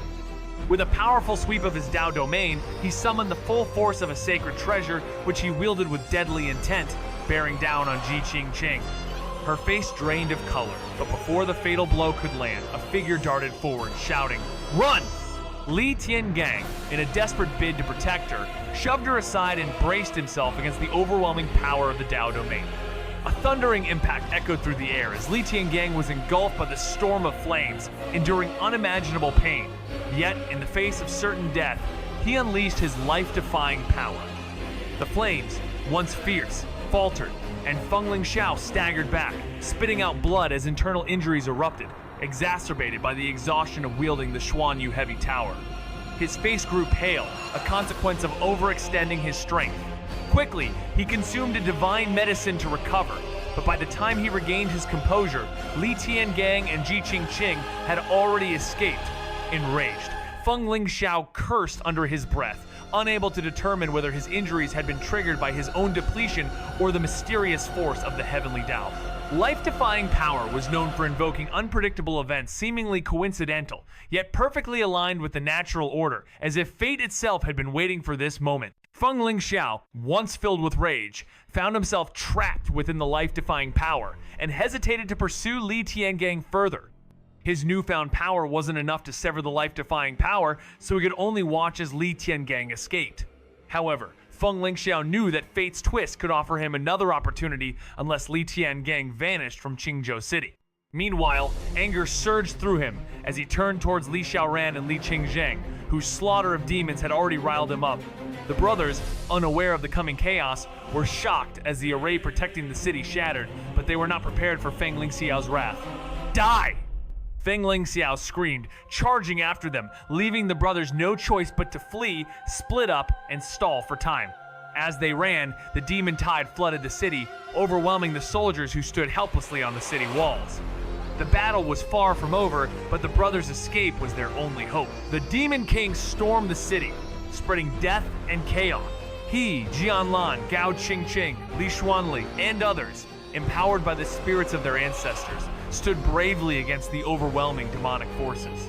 But facing the Demon Kings, their efforts were insufficient. Although they could tap into immense power momentarily, the true strength of the Demon Kings far surpassed theirs. In a catastrophic moment, Li Xuanli was sent flying by a powerful Demon King, crashing into buildings and killing innocent civilians in the process. Despite his injuries, Li Xuanli, fueled by the strength of his ancestor's spirit, fought back fiercely, though he was steadily forced back. Across the city, battles raged fiercely. Citizens, hidden away for centuries, witnessed the terrifying sight of the Demon Kings fighting above their ancient fears resurfacing.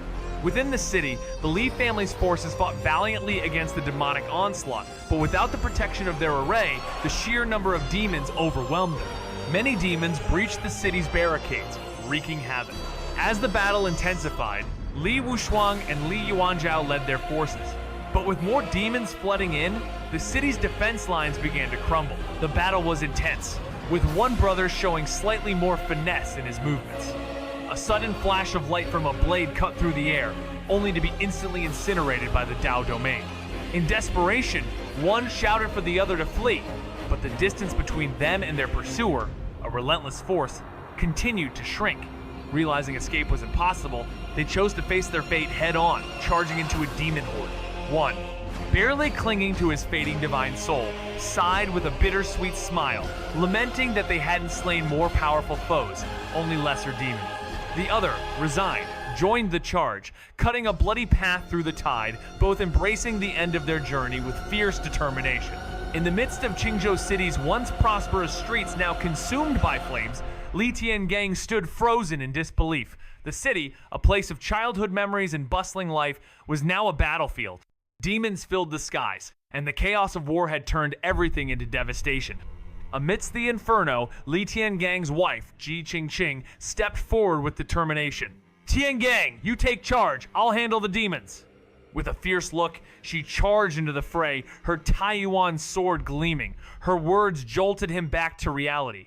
With no time to waste, Li Tiangang rushed to the Divine General Mansion. He had a mission to gather his family members and lead them in a battle that would determine their fate. The weight of responsibility was heavy, but as the Li family's true dragon, he knew only he could protect everything, even if it meant his life. Meanwhile, on the city walls, a tense pursuit unfolded. Feng Lingxiao closed in on Li Qingzheng at a relentless pace. The atmosphere was thick with urgency as Li Xiaoran, filled with shock and fury, prepared to strike.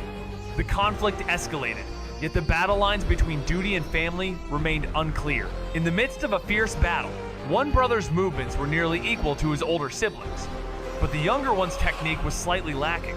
With a swift whoosh, the older brother swung his blade, its light flashing in an instant, but upon hitting an impenetrable Dao domain, the strike disintegrated before it could travel even 100 meters. Desperation filled the air as one shouted for his comrade to flee, yet the situation was dire. As the enemy closed in, the older brother made a grim decision, no longer seeking to escape but charging straight into the demon horde, hoping to take as many down as possible before his end. Knowing the inevitable outcome, he shared a final, bittersweet moment with his companion, both resigned to their fate. The younger brother, weakened by the strain of possessing his body, managed a soft smile, despite the looming death, and quietly expressed regret for not having slain more powerful foes. Then, they both leaped into the battle, cutting through the demon tide with deadly precision, embracing their fate together. In the midst of a life and death battle, Li Mushu, battered and bloodied, makes a last-ditch effort to save his brother. His arrival halts the devastating strike aimed at Li Qingzheng, but the cost is high. With his muscles torn and blood flowing freely, Li Mushu refuses to back down, urging his brother to escape and join the others in their mission. Despite his grave injuries, he holds off the relentless attack, determined to buy time. Watching his second brother, Li Qingzheng's heart aches, but there's no time for sentiment. He knows what must be done. With a heavy heart, he pushes forward, rushing towards the city. Meanwhile, Feng Lingxiao, seething with rage, unleashes his full power to trap Li Qingzheng in his Dao domain, sealing off any hope of escape. The odds are impossibly stacked against them. Yet the brothers' bond remains unbreakable, even in the face of certain doom. In a battle that seemed almost hopeless, the two assailants targeted Li Mushu with renewed strength, now wielding Saint Heart Heavenly Treasure. The once impenetrable array that had protected him was no longer in play, and without it, they sought to end him in one decisive strike. Their attacks echoed through the skies, the force of their blows drawing the attention of everyone within the city. From a distance, the Li family watched helplessly, unable to aid their elder as their efforts were swallowed by the immense Tao realm. Blood poured from Li Mushu's body, the aftermath of his exhausting fight against the powerful adversary. With his unwithering strength depleted and his veins cracking under the strain, he fought on, sustained only by his sheer will. But as his vision turned crimson, a devastating strike shattered his arm, the tearing sound marking the loss of yet another piece of him in a battle he could not win. The battle rages on as two formidable opponents converge on an aging figure, wielding unimaginable power. Despite his weakened state, Li Mushu stands alone against them, his every move an act of desperation. His once indomitable strength is waning, and the force of their relentless strikes shatters the protective aura that had shielded him. The city watches in silence, helpless to intervene, as their efforts dissolve in the face of overwhelming might. Blood pours from every orifice, staining his body as he pushes past his limits. His arm, torn apart in a brutal attack, symbolizes his crumbling resolve. But even as the world bleeds red before his eyes, Li Mushu fights on, driven by sheer will, determined to protect against forces far beyond his reach. With the severed arm wrapped in the Saint Heart Heavenly Treasure, the Dragon Absolute God, sensing the rebellious energy, immediately sealed it before tossing it into the heaven and earth space. His gaze turned predatory as he locked eyes with his opponent. Now you have only one fist left, old dog. Your time is up. Despite the brutal circumstances, the old warrior, Li Mushu, rose, swaying on the verge of collapse, his severed arm unable to regenerate. The blood had stopped flowing, but that was all it was, a hopeless, desperate struggle. One fist is enough, Li Mushu muttered, his defiant words filled with the weight of his past. If I were in the Dao realm, one punch would suffice to end you. Covered in blood, his face grim, he stood tall, even as his body screamed in agony. Achieving this with just a half-step Tao realm, your death would be noble if left to fate. But we won't let you die that way. I will tear you apart in front of your family, piece by piece. The cold, merciless words of his opponent were followed by a brutal strike as the Xuanyu Heavy Tower came crashing down.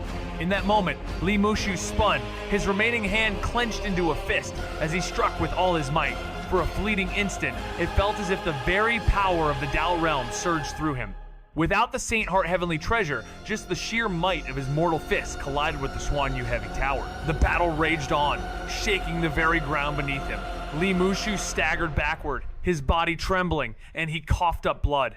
In that brief moment, an overwhelming sword strike cut through his defenses, slashing deep into his Dao realm, piercing through his invincible aura and into his very being. His body felt lighter, followed by a brutal tearing sensation. Half of him was severed, the side still holding onto an arm. The sharp sword chi flipped him in midair, sending him crashing to the ground. The last remnants of his strength slipped away. As he lay there, gazing at the rising sun, it felt almost too bright, too harsh.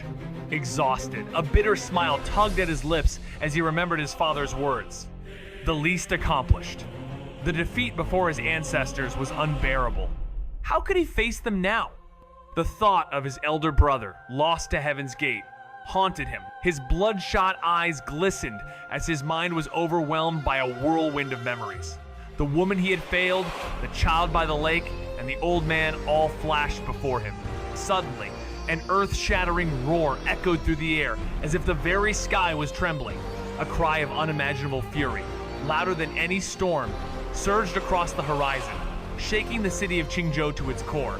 The soldiers, the citizens, all felt it the voice of a being so powerful that their minds could scarcely comprehend it. Some wondered if it was an ally of an ancient family, while others swore it sounded like a divine being scolding the mortal world. Amidst the chaos, a familiar voice reverberated, one that should have been long gone. Could it be? Impossible. The child was already dead. As confusion spread, two figures stood frozen, eyes wide, caught in the recognition of something far beyond their understanding. In a tense moment, the younger generation addresses Li Mushu in a tone of respect, but among them, only one shares a deep bond with him. Could it be a miracle unfolding before their eyes? Excitement and fear surge through them as they struggle to believe what they are witnessing. As their eyes strain to see further, the Dragon Absolute God and Feng Lingxiao, poised for battle, are equally stunned by an unexpected cry that echoes across the battlefield. Could this be reinforcements for the Li family? The voice, filled with rage, tries to intimidate them, yet the source remains hidden, too far for them to perceive. Does this mean the newcomer is even more powerful than them? With a shared look of astonishment, they both feel the weight of their killing intent growing. They must act swiftly to eliminate Li Mushu before the situation becomes even more complicated. Just as Li Mushu, exhausted and ready to face death, hears that voice, one he recognizes. Full of grief, the familiar call stirs something within him, making him question if it's all just an illusion, hearing that voice in his final moments. Li Mushu stood in a daze, the once firm belief in Li Hao's demise now wavering. He had heard of the child's death, confirmed by witnesses, torn apart by the demon saint, and cast away into nothingness. The rumor of Li Hao's clone vanishing had sealed the truth. Li Hao was gone. But as Li Mushu faced the encroaching Dao domains of the Dragon Absolute God and Feng Lingxiao, preparing for the final blow, something strange happened. With no strength left to resist, he thought there was no reason for any miracle. Yet, as the world seemed to fall silent and the destructive forces closed in, a sudden burst of blinding light exploded before him. Time slowed, and the force of the Dao domains faltered. In an instant, the fierce Saint Heart treasures were intercepted, and a crimson figure stood between Li Mushu and certain death. The world held its breath. A thunderous roar shook the very earth, sending shockwaves through the surroundings. The air seemed to split, yet amidst the chaos, one figure stood unyielding, a golden youth, like an immovable mountain, standing firm in the face of a storm of flames. His golden hair danced in the fiery winds, his body a bastion against the ruthless onslaught of two powerful treasures, each strike resembling the furious pounding of molten metal. He didn't falter, not even an inch, as his chest absorbed the full brunt of the devastating force. The battle raged on, but in that moment, he remained a constant, his gaze burning with fury, a living embodiment of defiance. The two opponents, once so confident, now stood frozen in disbelief, their eyes wide with terror as they faced the impenetrable might of this golden figure, his presence overwhelming, his resolve unshakable. "You dare!" His voice rang out, shattering the stillness. The ground trembled beneath him, as if the very earth bowed to his will, forcing even the mightiest of foes to halt in their tracks. What was before them was no longer just a man, it was a force of nature, a being whose Dao domain was beyond their comprehension. The youth, unwavering and resolute, had rewritten the rules of this battle, leaving his enemies in stunned silence, their disbelief palpable. For countless years, they had never felt so lost or fearful. The sudden change of events left them stunned, and the appearance of the young man was almost otherworldly. Just moments ago, they hadn't even noticed his presence, but in an instant, he had crossed their senses and appeared before them. The speed was beyond comprehension. Standing over the two demons immobilized under his suppression, his burning rage still simmered within him, refusing to end their lives easily. Turning his back to the city, a surge of power surrounded him, gently lifting the body of Li Mushu. As he gazed at the old man, now broken and scarred, the rage in his eyes softened, replaced by something deeper. Li Mushu, recognizing the eyes, even though the face had changed, felt his body tremble as he whispered, "Is it you, Power? Am I losing my sight? Or can I still recognize you?" Though Li Hao's appearance and voice had altered after remaking his body with the abyssal power, those who knew him best could still feel the familiar presence of the child they once knew. The one who had fished with him by the lake, shared barbecue at the Listening Rain Tower, the child who had brought him to tears time and again. For thousands of years, no one had ever felt such fear and confusion. The sudden turn of events was overwhelming, and the appearance of the young man was a shock to everyone. They hadn't even seen him before. Yet, in the blink of an eye, he crossed their senses and appeared right before them. His speed was beyond comprehension. Standing over the two demons, powerless under his pressure, the flames in his eyes blazed with fury, but the anger burning in his heart made it impossible for him to end their lives so quickly. He turned his back to the entire city, as an unseen force gently cradled the body of a fallen companion. His gaze fell on an old man, battered and broken, his body torn apart, and something deep within Li Hao trembled. When the old man's eyes met his, they widened, and in that instant, recognition struck. The face was slightly different, yet those eyes, the emotions within them made it clear. This was the child who had made him shed tears countless times, the one who had fished by the lake with him, the one who had shared meals at the listening rain tower. His voice broke, trembling. "Is it you? Am I losing my sight, or is this really you?" Despite the changes to Li Hao's voice and appearance, those who truly knew him could still see the remnants of the boy he once was. Li Hao stood, battered and broken, his teeth clenched as he muttered in despair. "I'm too late!" The journey had been long and grueling. From Yuzhou to Liangzhou, he had pushed his limits, sprinting with the power of Candle Flame God at full force, only just arriving in time to stop the destruction. The cities in Qingzhou were in ruins, their walls now controlled by demons.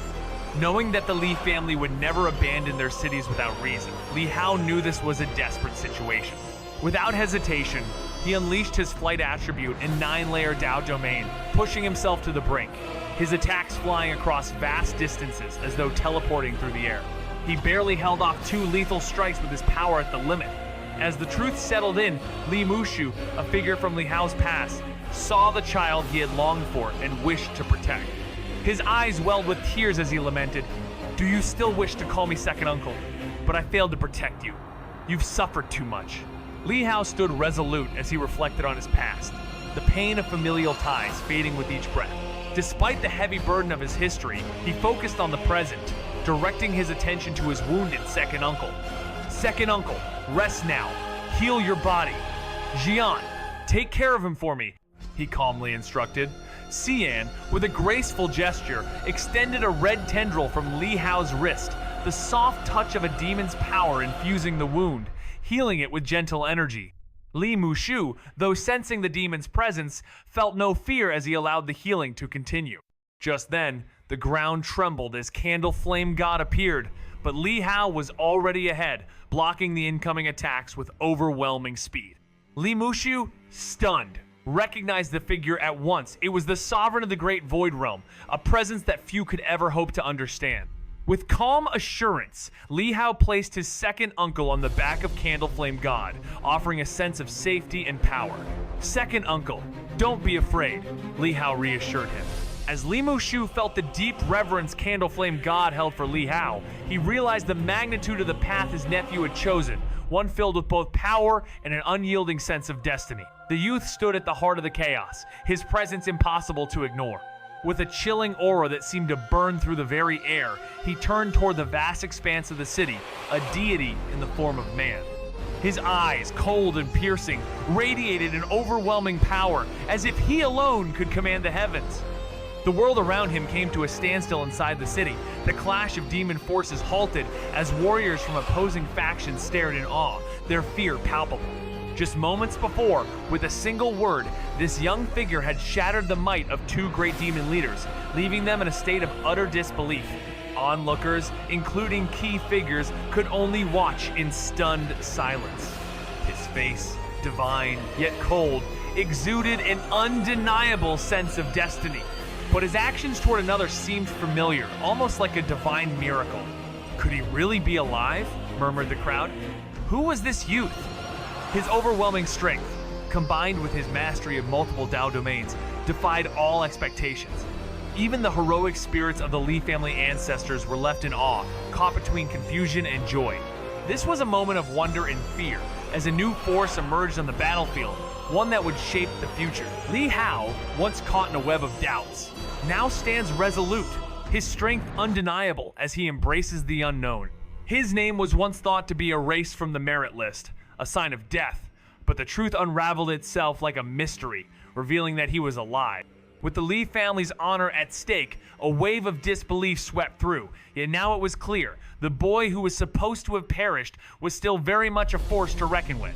His path forward was marked not by blood ties, but by his own power and destiny. And with that, the Dao domain opened before him, revealing his potential as the future ruler of the Daiyu divine dynasty. As the city below him held its breath, Li Hao's divine thoughts scanned the familiar faces of Qingzhou, confirming not just his survival, but his undeniable strength. His very presence stirred the waters, as the water Qilin watched, captivated, while others marveled at the rise of a true monster of the Dao. Now, with a glance, he could encompass the city, but it was his resolve, stronger than ever, that would lead him to reshape his fate and the future of an entire empire. Amidst a whirlwind of doubt and contradiction, the merit list, once believed to be infallible, proves to be more enigmatic than ever. A name, thought lost to death, still clings to its place, casting doubt on what had been seen. As the Li family's reputation hangs in the balance, it becomes clear that there was no mistake in their claim. The youth believed dead was never truly gone. Instead, a new reality emerges, one where this once fallen scion is alive and primed to ascend, potentially becoming the ultimate power in the Daiyu divine dynasty. As his power swells, Li Hao now moves through the Dao domain with grace and authority, his presence commanding awe. Amidst this transformation, those who observe him, from the curious to the admiring, cannot help but marvel at his growth. With each step, Li Hao's journey takes him beyond the reach of past ties, his mind and spirit no longer bound by the past. He rises not only as a survivor, but as a force set to reshape the fate of his world. With a fleeting glance, he exchanged a brief connection with the water Qilin, offering a soft smile. His eyes shifted to the golden spirits that fluttered like ethereal garments over the Li family, their presence invoking memories of Dragon City Mo River, triggering an instant realization in his heart.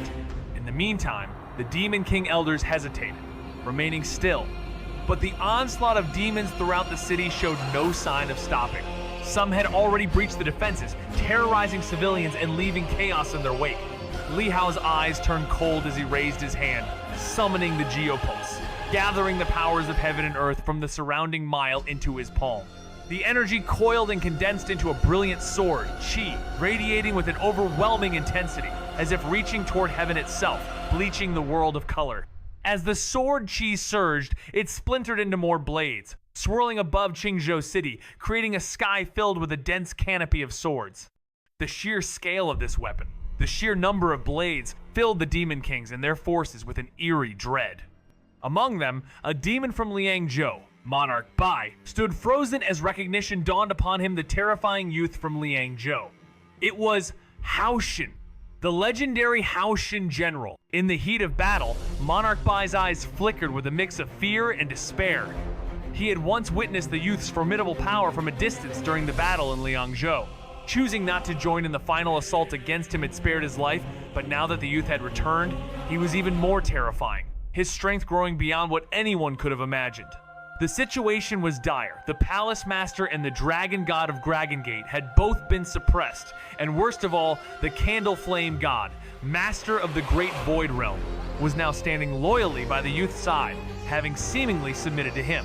With a desperate cry, Monarch Bai urged everyone to run, disregarding his status and the other demons around him. All he wanted now was to escape, to flee from Qingzhou, from Daiyu. His cries of horror snapped the other Demon Kings back to their senses, and they too were shaken to the core. Haoshin, the name, struck fear in their hearts like thunder. They had all believed him dead since the battle in Liangzhou, but now, the monstrously powerful war god youth had returned, and with him, all their worst fears. Li Hao's journey is one of profound transformation. Once a young man bound by the expectations of his family, he now stands at the threshold of an uncertain future. His past, barely an echo. His bond with the Divine General Mansion was never close, barely even that of an acquaintance. Despite this, when an old, familiar figure, he, Jianlan, asks if he remembers her, emotions stir beneath his calm exterior. She had been a constant presence in his youth, but Li Hao only acknowledges her kindness with reserved words. "I remember everything," he admits, a silent acknowledgement of the shared moments that once shaped him. His response lingers, pulling those around him into a painful recollection of their own regrets, their memories thick with sorrow. In those brief words, Li Hao has triggered a reminder of the past that, though distant, will never truly fade. His path is now set on a journey beyond familial ties and expectations, but the weight of his memories remains, even as he moves forward. Amid a terrifying onslaught, a young man named Li Hao emerges as the beacon of hope for a city on the brink of destruction. When all seems lost, desperate cries for help are answered, but not by the expected saviors, rather by Li Hao, who is returned not as the boy who once left his family, but as a force of nature.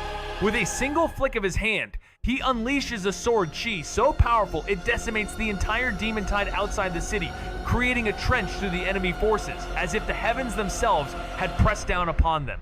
The very ground cracks, demons are obliterated in seconds, and what was once a hopeless situation is turned around in an instant. His sword lights cut through the battlefield like streaks of divine fury, leaving the demons reeling. As Li Hao stands amidst the carnage, his eyes reveal a calmness born of profound strength. A young man who has now fully embraced his destiny, one that is no longer tied to his past, but shaped by his own indomitable will. In a climactic battle, Li Hao's return to Qingzhou City changes the fate of all who once doubted him. Despite desperate pleas for mercy from those fighting alongside the enemy, none escape the brutal massacre that follows. Amidst a downpour of swords and bloodshed, the arrival of formidable figures shakes the very core of those present. As the identity of the mysterious young man is revealed, Li Hao, the one who had been cast out of the Li family. Just as hope seemed lost, Li Hao's decisive intervention with a single, awe-inspiring strike transforms the battlefield. His sword, Qi, vast and unstoppable, cleaves through the demon tide, reducing the demons to mere dust in a spectacle of celestial power. A casual flick from him is enough to tear apart the ranks of the invaders, leaving a trench in the ground and annihilating countless foes. The sword Qi doesn't fade. It multiplies, slicing through the enemy forces like a divine judgment. This moment marks not only a stunning victory, but also the realization of Li Hao's remarkable transformation from an outcast to the savior of the city. Amidst a fierce battle, the demon tide seemed unstoppable, yet Li Hao's sword Qi cut through the chaos, obliterating the invading forces in their souls. The vast demon army, which stretched for miles, collapsed as the flying sword lights tore through them. As the dust settled, Li Hao's cold gaze fell upon the two demon leaders, who were powerless under the weight of his Dao domain. One begged for his life, offering to serve as a mount, while the other, a proud dragon god, chose death over dishonor, vowing vengeance from his clan. Li Hao, unshaken, demanded to know who had dared to orchestrate such a dangerous plot. His eyes, cold as steel, pierced the silence as he prepared to unravel the sinister forces behind the demon invasion. The attack came out of nowhere, lightning fast. Li Hao's expression shifted, his eyes burning with fury. A hum resonated as his Dao domain expanded, layer after layer, 6th, 7th, and more. As the additional layers enveloped him, the Dao domain's power surged, slowing the incoming attack. By the time the 7-layer Dao domain was complete, the assault had been entirely neutralized, suspended in the air just inches from Li Hao. It crackled with violent purple lightning, pulsating as though trying to escape the Dao domain's grasp, but at its core was a silver-like substance, true Dao power. This was no ordinary force. It was unyielding, practically indestructible. Coldly, Li Hao's gaze turned to the void outside the city. There, two figures stood, completely unnoticeable unless one looked closely. A woman, graceful and poised, and a young man draped in a black robe. They observed Li Hao, shocked by his ability to suppress such a powerful attack. Their surprise quickly turned to icy resolve. They hadn't expected this. Their plan had been to strike him down in one move, but instead, they faced a strength far beyond their expectation. The attack came without warning, swift and fierce. Li Hao's expression shifted, a surge of fury igniting within him.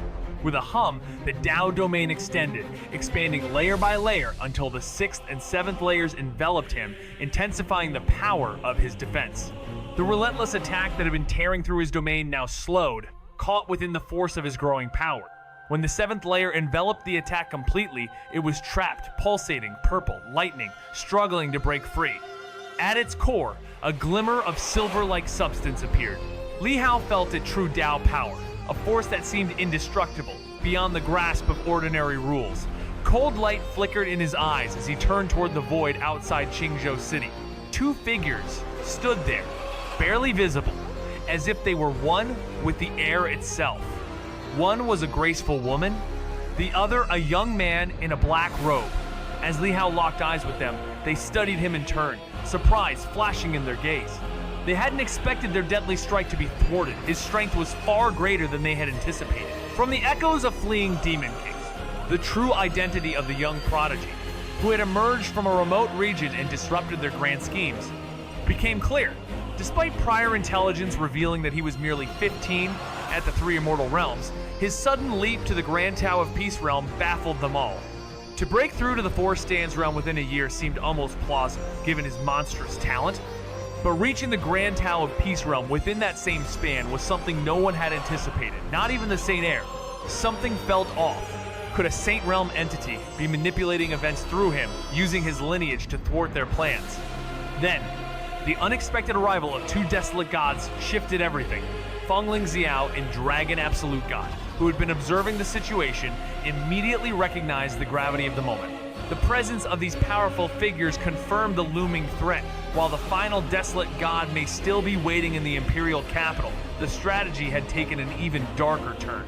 Fengling Xiao, once calm, was now shaken, realizing that these 2 desolate gods had finally come out of hiding, proving that the stakes were higher than anyone had ever anticipated. The time for hesitation had passed, and the forceful attack on the imperial capital had begun. The young man before them had grown too monstrous to ignore, and the fear of allowing him to continue unchecked was palpable. Fengling Xiao and Dragon Absolute God, having thoroughly investigated his identity after the chaos in Liangzhou, now understood the situation clearly. The young man, a mere 15 years old, had already attained a terrifying mastery in the Grand Tao of Peace realm, an achievement that could not be overlooked.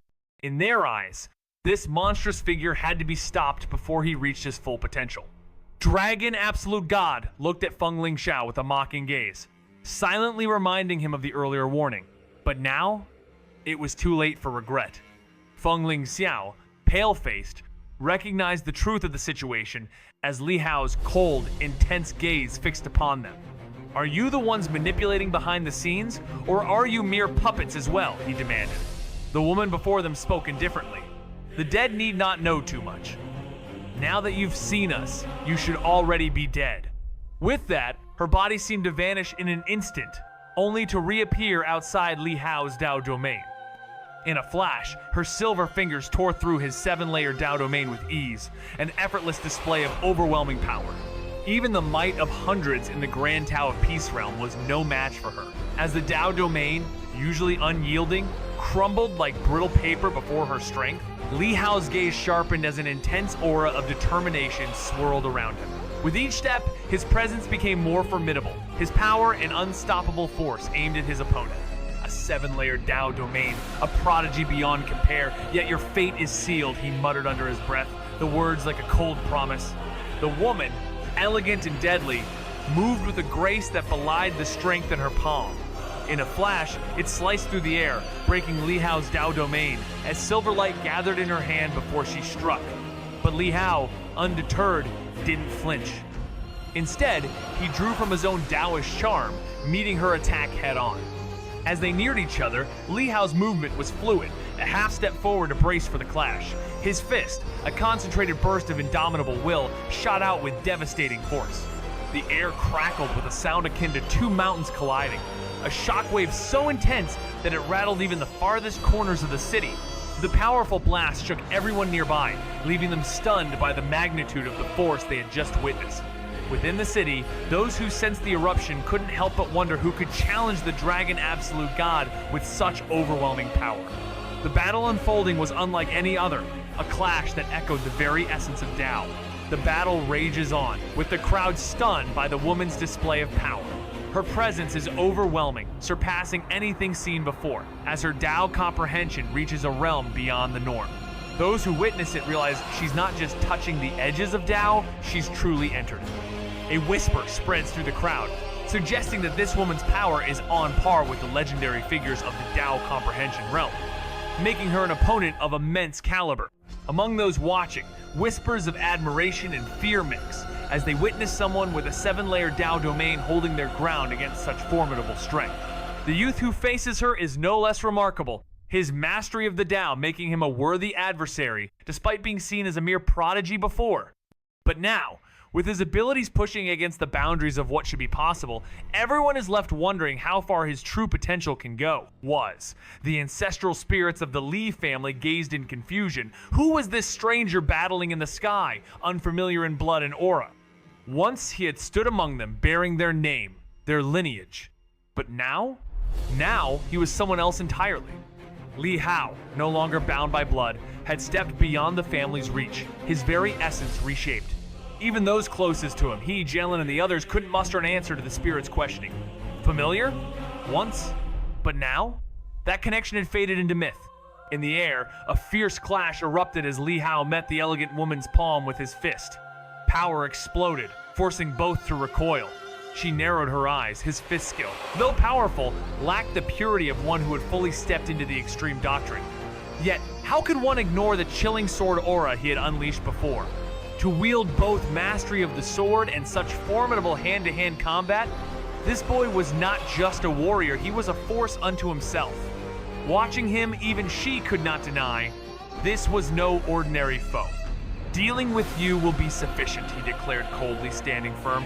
No longer the child of any legacy, but a legend rewriting his own. With a single strike, he had already measured the woman's strength. As his aura flared, he gazed at the two Demon Kings trapped within the Dao domain. You're both useless now. The Dragon King and Xianxia were stunned, their expressions changing in an instant as they shouted in unison, "Desolate God, save us!" But as their words left their lips, the Dao domain tightened, rendering them helpless. Without hesitation, Li Hao dismissed them, his focus shifting to the impending Dao domain battle. No longer needing to hold back, he chose to end them instead. The woman's face shifted as she charged at Li Hao, trying to tear the Dao domain apart to save the two, hoping they might still prove useful. But the silver light at her fingertips struggled to even scratch the surface. The Dao domain had transformed. Once fragile like paper, it was now as resilient as silk, impossible to tear with raw force. The 8-layer Dao domain held firm. Surprised, the woman realized the youth still had hidden strength. As she was momentarily delayed, the bodies of the Dragon King and Xianxia erupted within the Dao domain. Their chance to defy fate was long gone. After countless battles, their powers were spent. Xianxia roared, flames enveloping him as he tried to break free, but his divine soul burned out, and his veins burst under the domain's pressure. With a loud crash, he was crushed to nothing, offering no resistance. Amidst a raging battle, the Dragon Absolute God unleashed a surge of golden light, tapping into the power limit realm and divine power state. His dragon soul burned fiercely, attempting to crack open the formidable Dao domain. Yet, no matter how hard he fought, the Dao domain remained unyielding, its weight like a mountain. His roar was abruptly silenced as the 8-layer Dao domain crushed both him and his companion, extinguishing their divine souls. In the blink of an eye, Li Hao surged forward, his invincible fist still blazing. The 8-layer Dao domain confined the woman's movements, but she responded with fierce defiance. She unleashed a wave of purple aura, increasing her power severalfold, and tore open his Dao domain with a swift motion. "You are strong, but you came too early," she warned, her eyes glowing with Dao power. Their clash was intense, their fists and palms colliding with overwhelming force. But this time, the graceful woman was sent crashing to the ground outside the city, her body bloodied but determined.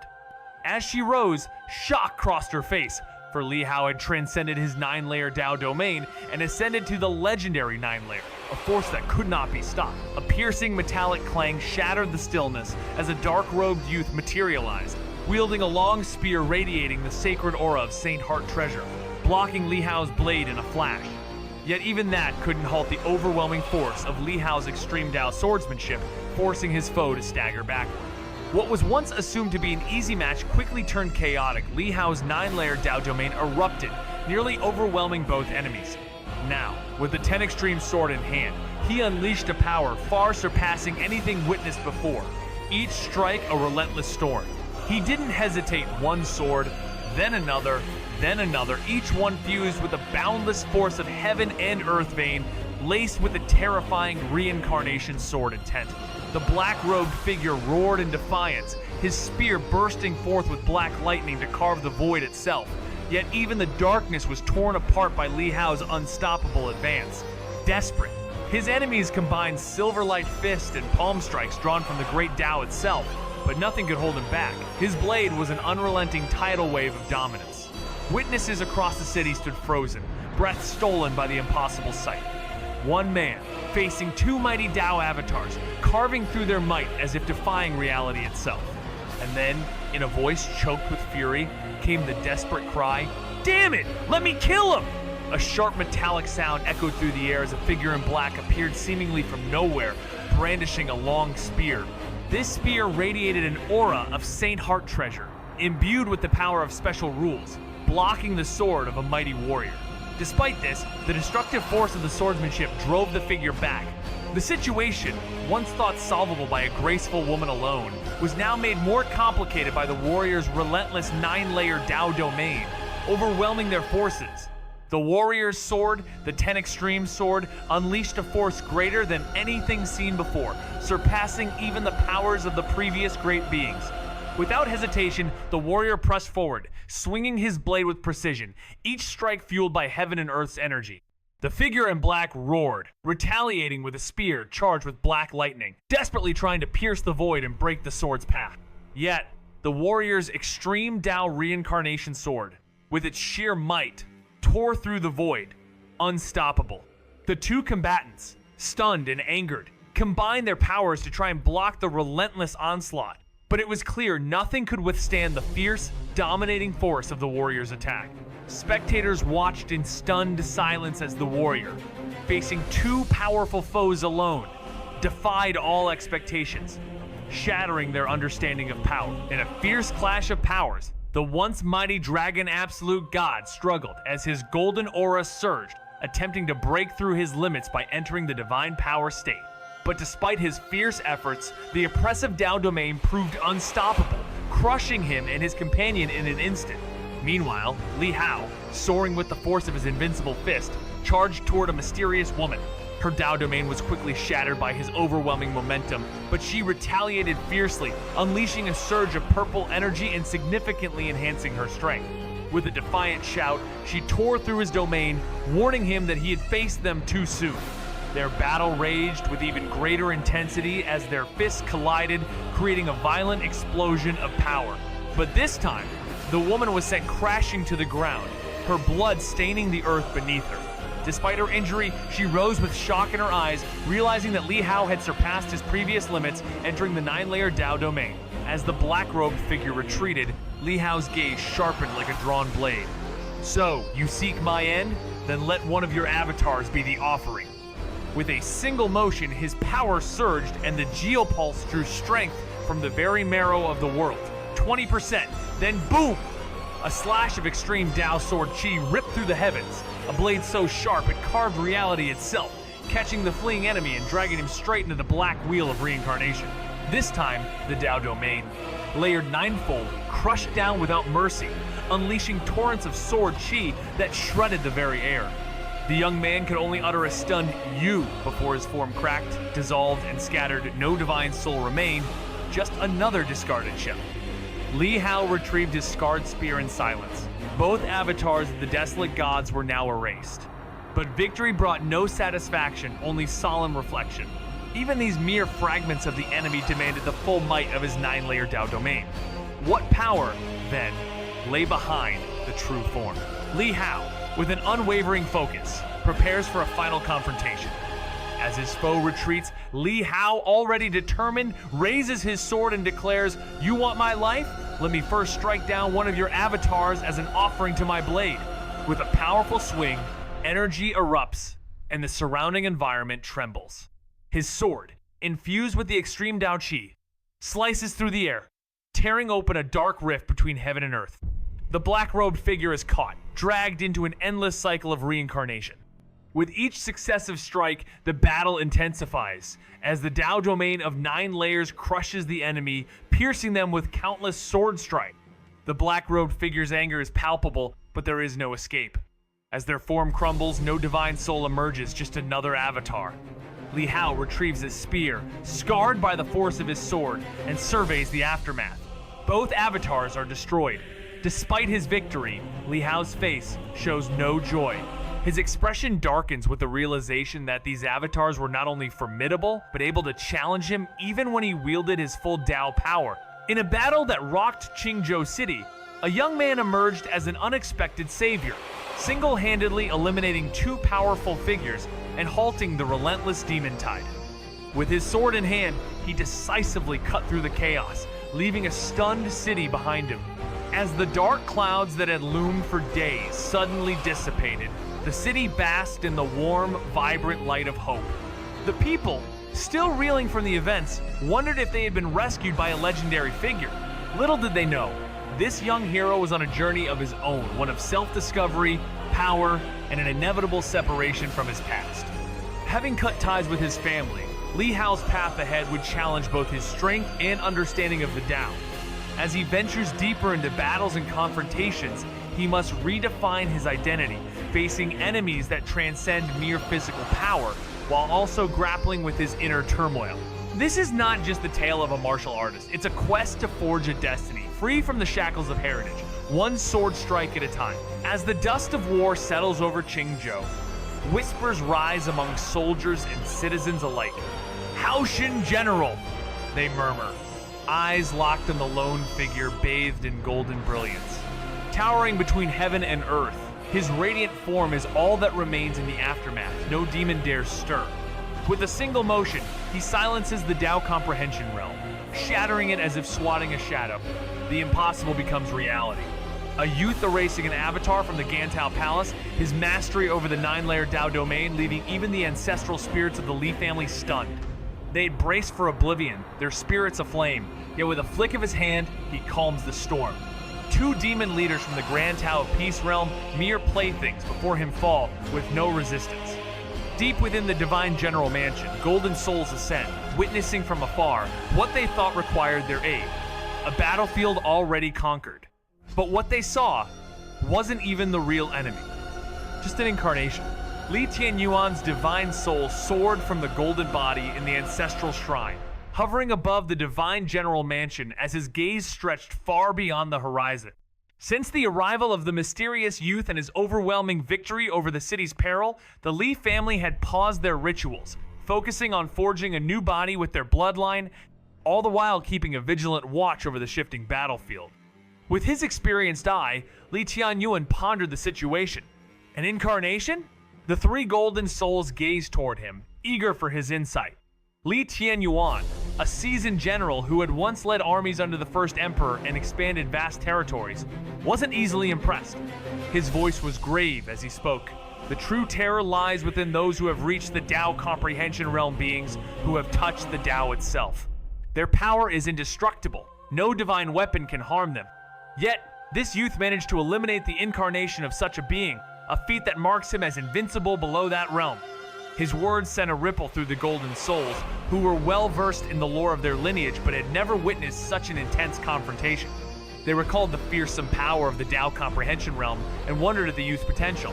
He's still young. If given time, he will undoubtedly ascend to that realm, and then who could ever threaten the Dayu divine dynasty again? Li Tianyuan mused. With the immortal gates opening, weakening the dynasty's fortunes, a new hope seemed to rise with this prodigy. Alas, if only he were from our Lai family, the ancestor lamented, leaving the golden souls to reflect on the endless possibilities of the future. As the ancestral spirits of the Li family stirred with solemn grandeur, familiar faces across Qingzhou awakened from their daze, their eyes lighting up at the sight of the young man standing amid divine radiance Li Hao. Cries burst from their hearts, voices trembling with awe and affection as they surged toward him. Some called out with trembling lips, others with eyes brimming like breaking storm clouds. Even those delayed by stunned disbelief, Li Xuanli, Gao Qingqing, and more soon found their feet moving before their minds, compelled by a truth their souls couldn't deny. Amid the echoes of this fervent reunion, Li Yuanzhao bellowed skyward, invoking ancestral might with every fiber of his being, soaring toward the youth with teardrops cutting through the ethereal air. One ancestral spirit, cloaked in golden flame, raised an eyebrow in astonishment this portly descendant was truly connected to that youth. The emotion in Li Yuanzhao's gaze made it undeniable. Murmurs of surprise rippled through the heroic spirits as they witnessed the heartfelt bonds playing out before them. Could it be that this unparalleled youth, who had severed all ties, still held threads of sincerity for the family of his birth? In the distance, Ji Qingqing heard his name Howard echoing with piercing sorrow and joy. Her heart stopped. A flash of the youth falling into the abyss flashed across her vision, searing her soul. Blood surged, breath caught, and then cold silence crept into her bones as her body trembled, paralyzed by the weight of loss and impossible recognition. As Ji Qingqing gazed upon the towering figure before her, she couldn't help but wonder if it was truly him. Her heart swelled with emotion, and her eyes filled with tears. There, standing like a war god, was a presence that captivated everyone around him.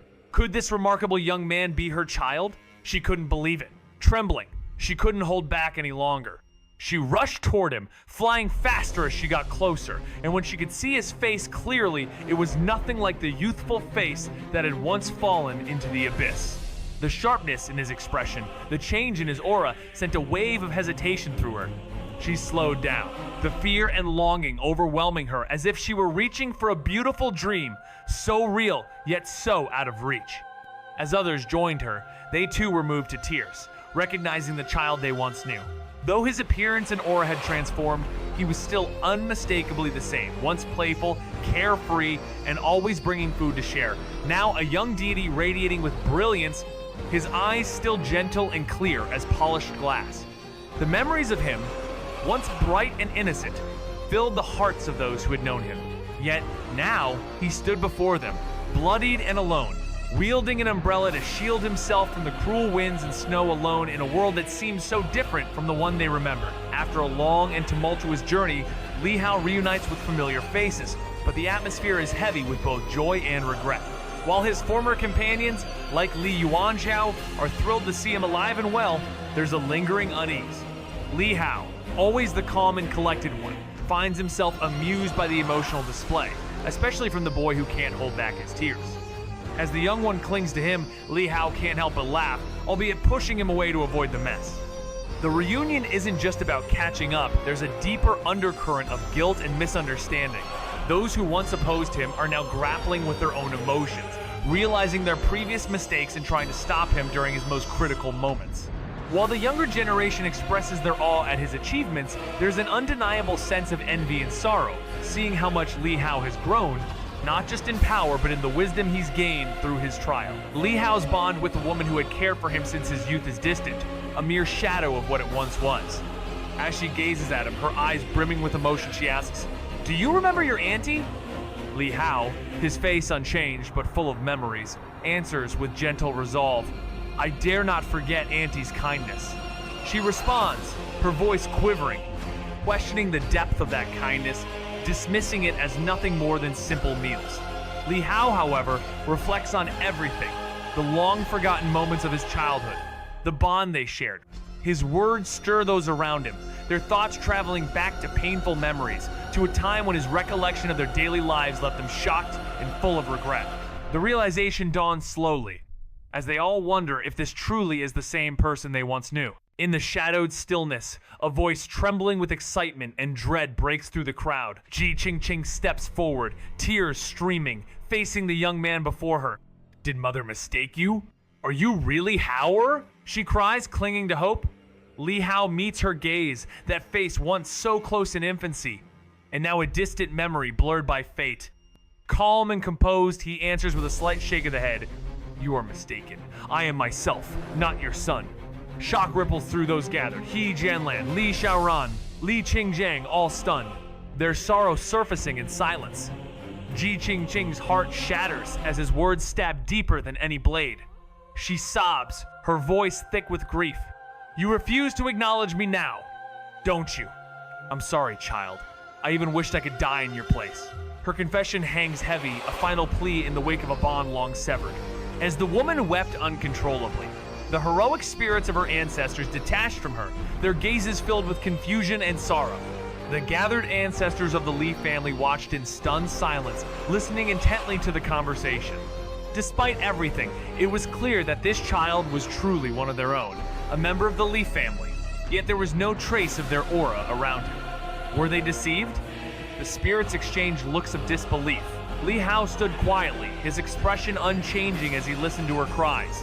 His voice was calm, though his words carried a sharp finality. The past is over.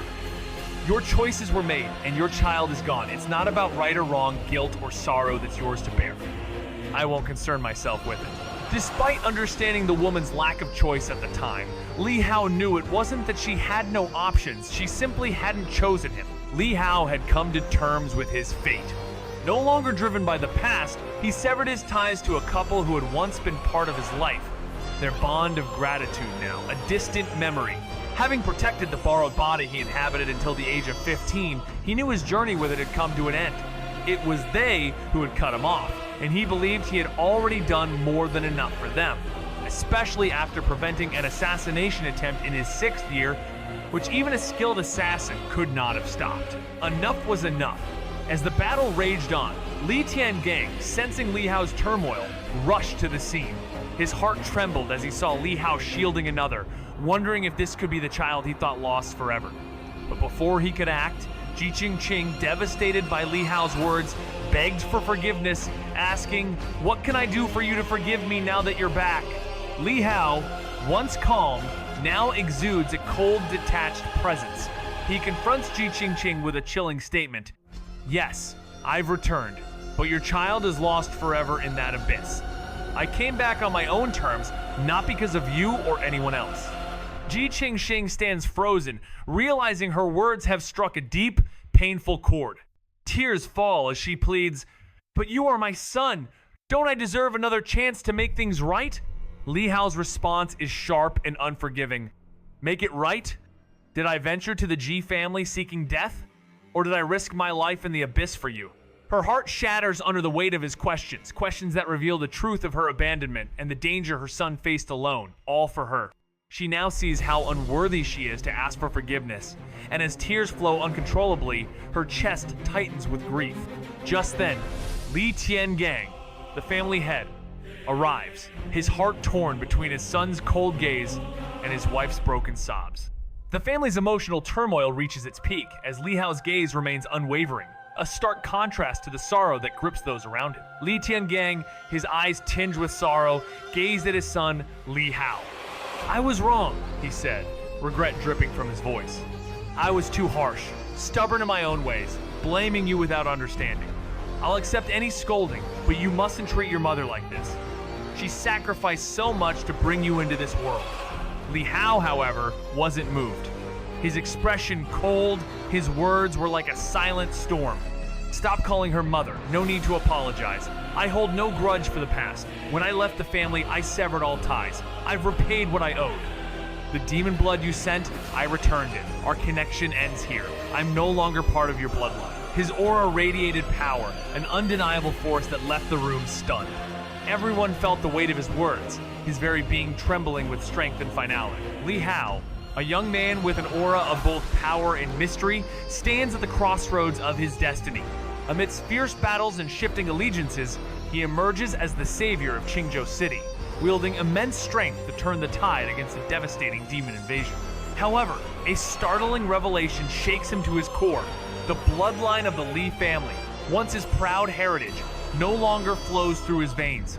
Confused and conflicted, the spirits of his ancestors, who are bound to the Li family legacy, sense his loss of connection, but also recognize the extraordinary power within him. As Li Hao faces questions of his identity, he calmly declares, "I am myself," distancing himself from the past and asserting his independence. He is no longer defined by the bloodline that once tied him to his family.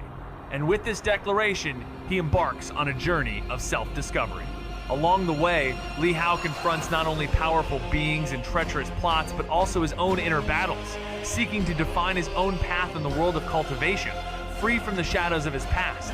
His story is one of sacrifice, transformation, and the courage to forge a future on his own terms. Li Hao's words hit like thunder, shaking the very core of Li Tiangang's being, his aura surging as he roared in disbelief. Impossible! Who are you? But then, the air thickened as Li Mushu, pale and trembling, unleashed the power of the Dao realm. And in an instant, Li Tiangang felt his mind shatter, his thoughts exploding. He stood there, stunned. How far will you go? Li Mushu's eyes blazed with sorrow and fury. Li Tiangang stood frozen, gazing up at Li Hao, his eyes filled with a deep, painful sorrow. You severed your ties with the Li family's bloodline. How can you be so heartless? Li Hao, unimpressed, met his gaze with a raised eyebrow, feeling both speechless and amused at the sight of such helplessness. Heartless? Fine then. No matter what, there's nothing left between us. Don't come near me again. The past is the past, but the future, that's a different story. With a final glance at Li Mushu, his eyes filled with unspoken grief, Li Hao felt a pang of regret. Old master, I may not be part of the Li family anymore, but if you ever need a fishing buddy, just call. I'll be there. Li Mushu's heart ached as he realized the child had completely severed all ties with his past, the pain of that finality weighing heavily on him. Even after everything, Li Hao still showed up, but only out of old affection. In the aftermath of a fierce battle that saved Qingzhou City, a warrior who wielded a legendary sword capable of defeating countless demons finds himself facing the most personal of challenges. Although he had once severed ties with his past, he now faces an even deeper disconnect, one that involves the very family he was born into. In a moment filled with sorrow and irony, the warrior's father, now filled with a blend of pain and absurdity, realizes that it's not the child who is hurt by this separation, but the family itself. The warrior, having been disconnected from his bloodline, continues to forge his own path, one not defined by his lineage, but by his deeds. Through this journey, he proves that true strength lies not in blood, but in the sincerity of one's heart and the courage to act for the greater good. While the Li family may have lost its glory, his actions still resonate throughout the empire. As the warrior moves forward, free from the weight of his past, he finds solace in knowing that he will no longer be defined by his origins, but by his choices, both in battle and in life. Li Hao's journey has taken him far from his origins, severing the ties that once defined him. After a defining battle that saved Qingzhou City, he now stands apart from his family, a figure reshaping his own fate. His words, though calm, are heavy with emotion as he bids farewell to the past. His request to let the lady taste his cooking reflects a poignant desire to leave behind something meaningful, even as he recognizes the irreversible nature of his departure. When he turns to those who once cared for him, his gratitude is clear, yet his resolve to walk his path alone remains unshaken. He acknowledges the impact of the Li family, but understands that they can no longer be a part of his future. For Li Hao, it's a final step in breaking free from the chains of his lineage, facing not only the physical battles ahead, but the emotional weight of what he's left behind.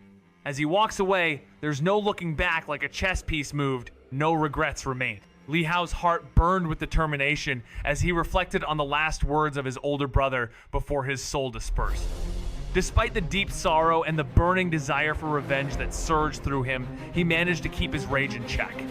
His eyes flashed with murderous intent as they passed over Li Tiangang and Ji Qingqing, but he restrained himself, the sorrow within him taking hold. Li Hao then proposed a banquet at the Cloud Pavilion, hoping to calm the tense atmosphere. As he noticed Li Yuanzhao's lost expression, he offered a reassuring smile, patting his shoulder before turning to look at the distant disciples and a cloaked figure. But before he could leave, Li Tiangang blocked his path, anger on his face, demanding that Li Hao stay in Qingzhou. Li Hao, with a calm yet piercing gaze, reminded him that he too had been granted the title of Duke, extinguishing Li Tiangang's defiance as he realized the situation had changed. In a world where power and lineage clash, a young duke stands firm. Despite being ranked lower, his words carry the weight of authority as he claims his independence. Having severed ties with his family, he moves forward with nothing but determination to forge his own destiny. At 14, he took control of his lands, a crown of responsibility upon his head, yet untouched by the realities of ruling. But his rise is not without challenges. The once mighty family trembles in the wake of his decisions. Now, as he walks past those who once held power over him, he exchanges pleasantries with old acquaintances. Amidst the tension, a quiet exchange of glances speaks volumes, a connection beyond words, a silent understanding shared between two souls bound by fate.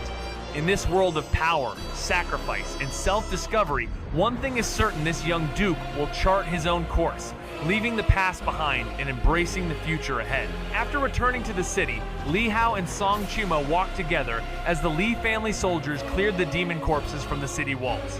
Behind them, a figure, the Candle Flame God, silently followed, while Xian had already returned to Li Hao's wrist. With Li Mushu's injury stabilizing, the divine medicine would gradually heal him without further need for Xian's help. As they strolled, Song Chumo brought up the subject of Li Hao's presumed death, mentioning the funeral the family had held for him. Li Hao smiled slightly, content with the outcome. The child that had once been Li Hao was now gone, buried in that abyss, and the funeral was not in vain. Song Chumo, upon hearing the story of his near-death encounter with the demon saint, understood that Li Hao had faced unimaginable dangers, making his family's belief in his death all the more reasonable. She sighed, imagining the hardships Li Hao had endured. With a smile, Song Chumo commented, "The current you is much stronger than me." Li Hao also smiled, replying, "Cultivation, huh?" Li Hao, ever eccentric and unpredictable, stood before a small shop on the bustling street, calling out to the owner with a familiar smile. After a brief exchange, the shopkeeper seemed hesitant, yet reluctant to refuse him. Despite the strange tension in the air, Li Hao remained nonchalant, even when told the shop wasn't serving today. However, when the shopkeeper rushed inside, his nervous energy was undeniable. This interaction seemed trivial, but beneath the surface, the world around Li Hao was anything but ordinary. His journey had already led him through unimaginable battles, from a fierce fight against a demon tide to severing ties with his own bloodline. Now, with new paths ahead, Li Hao must confront not only physical challenges, but deep emotional struggles, exploring the true nature of his identity and the conspiracies lurking in the shadows. As he pushes beyond his past, the young man's journey will reshape both his future and the very world around him. With a bright smile, the wife of the middle-aged couple apologized to Li Hao, reassuring him that the treat would be ready very soon.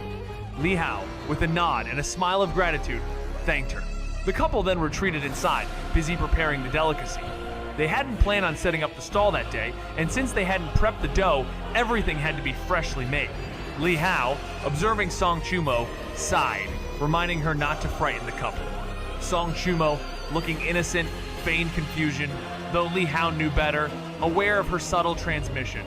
Moments later, the couple produced a few portions of crispy treats, which Li Hao handed out, one to Song Chumo, one to the Candle Flame God, and another to Xian, urging them to try it. Xian, intrigued, dove into the crisp with delight, exclaiming how crunchy and fragrant it was, wondering if this was typical of human food. Li Hao, smiling, encouraged her to eat more and asked the couple for a few more portions. As they continued to prepare the snacks, Li Hao and Song Chumo strolled leisurely down the ancient streets, enjoying the moment and savoring their treats. Li Hao, once a promising member of a renowned family, finds himself severed from his bloodline after an intense emotional clash with his parents. With his familial ties broken, he embarks on a journey of self-discovery, reshaping his identity free from past constraints. The fierce battles he faces, including the demon tide that threatens Qingzhou City, test his strength and his understanding of the Tao. As the city slowly recovers from the chaos, whispers of his heroic feats spread, igniting conversations in the bustling streets, taverns, and alleys. Amidst these battles and the rise of formidable enemies like the Desolate Gods, Li Hao's journey becomes not just one of martial prowess, but of profound self-realization. He must confront hidden conspiracies, redefine his destiny, and embrace his newfound freedom, all while determining the path forward as a protector of his world, no longer bound by his family's legacy. The demons have begun calling for Haoshen, the legendary figure from Liangzhou. They speak of him as the one who quelled the chaos in the region with an unprecedented display of power.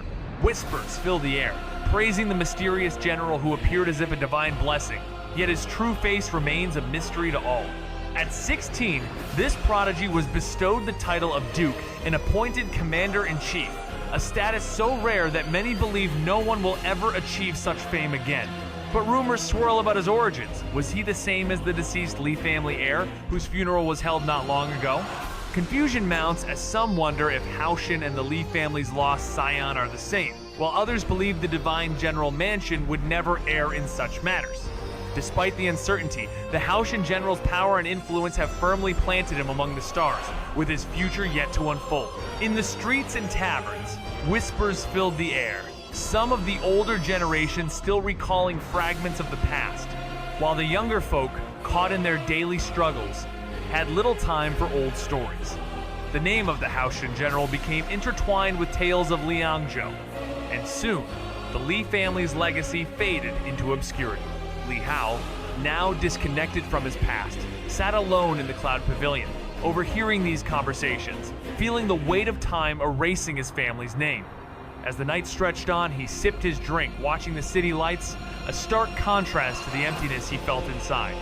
Meanwhile, in various halls and courts, invitations were being sent, and those who received them, like He Jianlan, sighed in quiet resignation, preparing for an inevitable gathering. But as the halls emptied, one place remained lit, the mountain and river courtyard. There, Li Tiangang and Ji Qingqing sat, lost in thought before the distant sound of carriages disturbed their peace.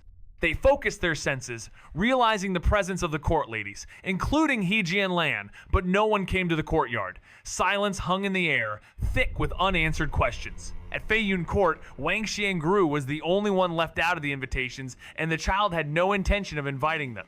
Steward Zhao, feeling a deep sorrow, stood silently, watching the ongoing activity from the hall. His mind wandered to what might have been if things had been different, and as he gazed at his worn shoes, a sigh escaped him. The night had grown eerily quiet, with the sounds of carriages and horses fading into the distance. It seemed the invitations had been sent out, and the banquet had already begun. Li Tiangang's face darkened with frustration as he picked up his chopsticks, carelessly stirring the food before him. He urged, "Eat! Don't wait! Everyone else is gone! After you're done, check the situation with the demons outside the city. I will visit our ancestor and take care of the other cities. We can't afford to falter." Meanwhile, Ji Qingqing sat still, staring blankly at her food, lost in thought. Li Tiangang tried a few bites, but couldn't continue, slamming his bowl down in frustration. Grinding his teeth, he muttered with bitterness, "He's cut off his bloodline, but what he doesn't realize is that without it, his talent will falter. Though he's strong now, this choice will stop him from ever truly understanding the way. Even if he manages to grasp it by chance, his progress will be limited." He had the potential to be an ass sage, someone destined for the Saint Realm, eternal and undying. But now, he's ruined his own future. He doesn't love himself enough. Ji Qingqing's eyes flickered with sadness as she softly countered, "But even so, he's still exceptional, and it's because of us that he..." Li Tiangang's face twitched with a mix of knowing pain and frustration, his heart heavy with grief and anger that found no release. "He's gone too far. He will regret this choice," he declared fiercely, his fists clenched. With a last solemn look, he rose from his seat and walked out of the hall.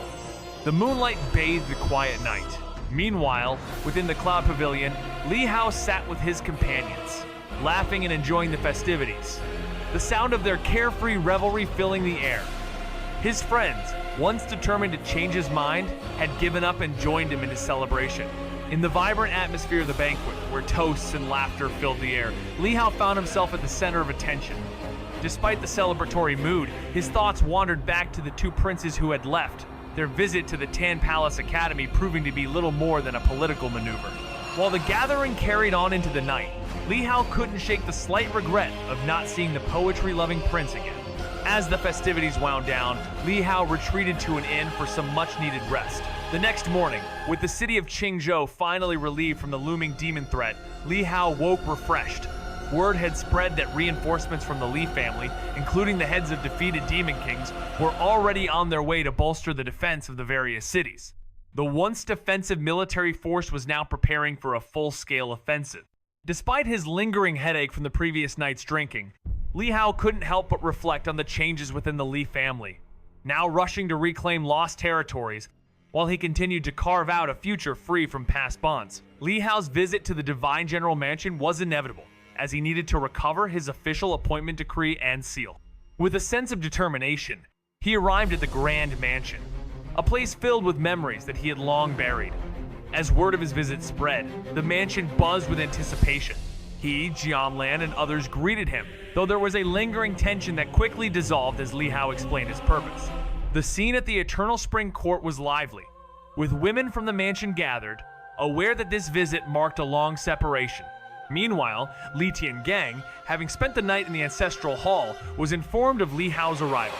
Despite his own duties, he made his way to meet Li Hao, knowing that the time for separation had come. The story unfolds with a deep sense of sorrow and regret. Li Hao, despite being undeniably at fault, doesn't defend himself but instead speaks with the weight of acceptance, his face etched with regret. The heroic spirits of his ancestors, witnessing this, are struck with disbelief, rage, and an overwhelming sadness. The realization that such a gifted member of the Li family was cast aside by his own parents shakes their very spirits. Outside the ancestral hall, in the dead of night, angry roars and scornful curses echo through the dark, filled with pain and fury, yet they remain hidden beneath the veil of darkness.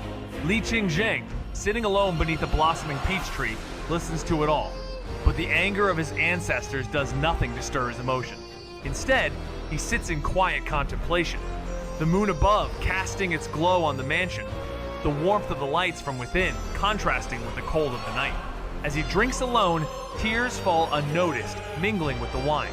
Meanwhile, Li Tiangang, weary from his journey, returns home to find his wife in a state of exhaustion and distress. His heart aches, but the news he receives soon after changes everything. The arrival of Li Hao brings joy, but it is soon overshadowed by the news that Li Hao has come to reclaim the family seal and decree, causing a sharp pain to pierce through him.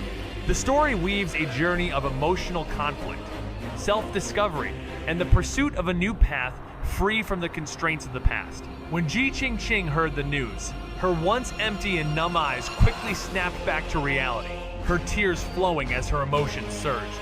Without hesitation, she sprang to her feet and raced toward the Eternal Spring Court.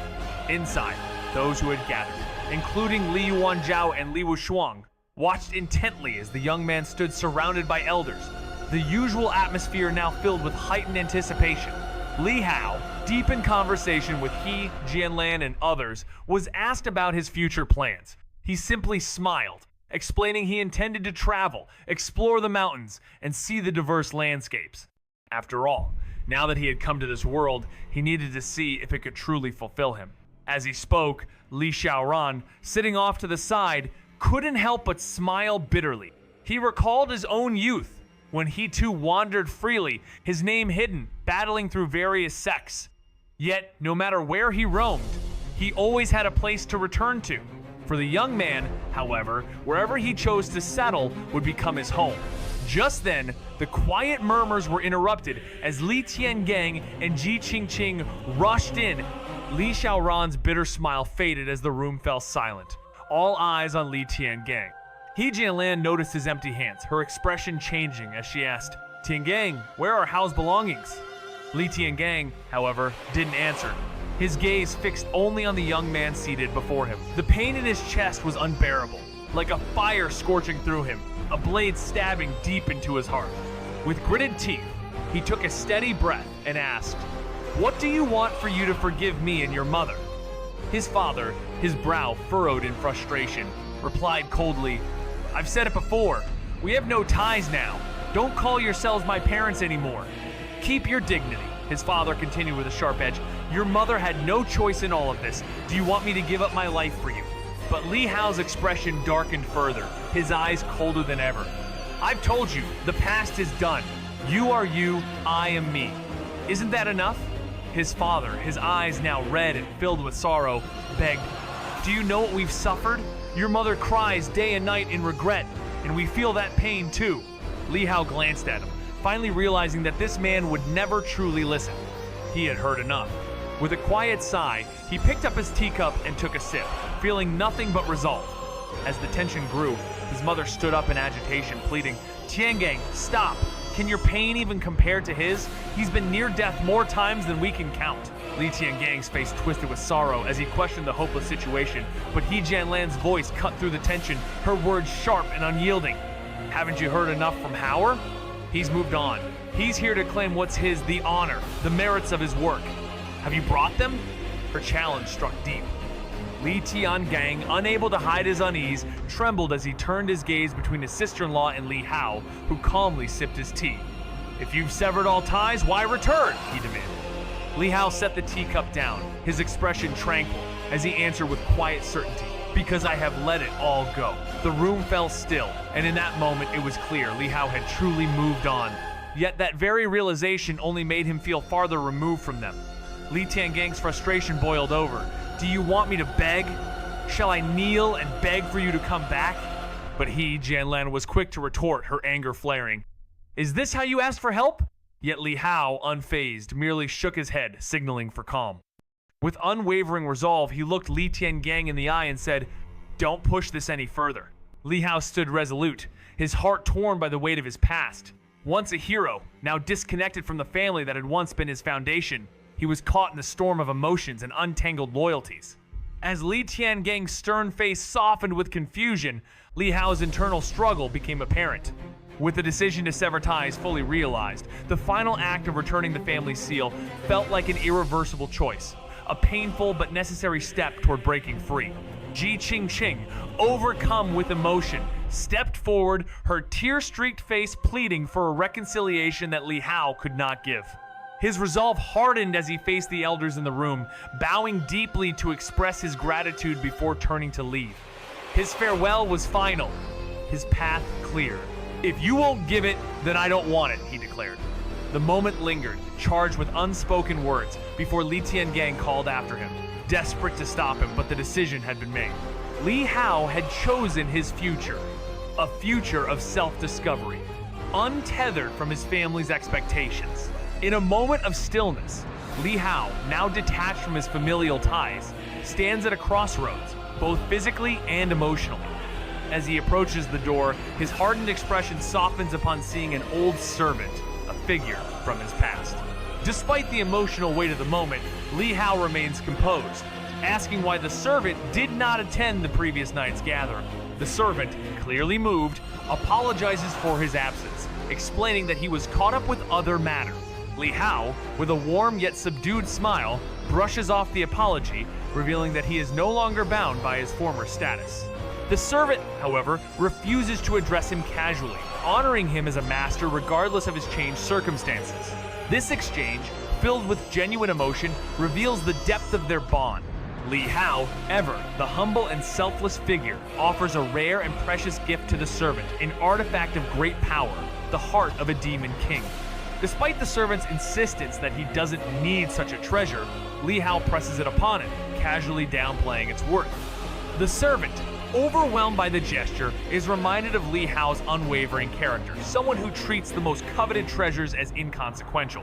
While placing immense value on the simplest acts of kindness, Li Hao stood silently, his hand resting on Zhao's shoulder, as the weight of Li Fu's death in Liangzhou hung heavy on his heart. He said nothing, only sighing deeply. As he made his way outside, his gaze met Li Xiaoran's across the eaves. With a faint smile and a slight nod, he acknowledged him. The old master, who had fought alongside him at Mo River, received a solemn farewell from Li Hao.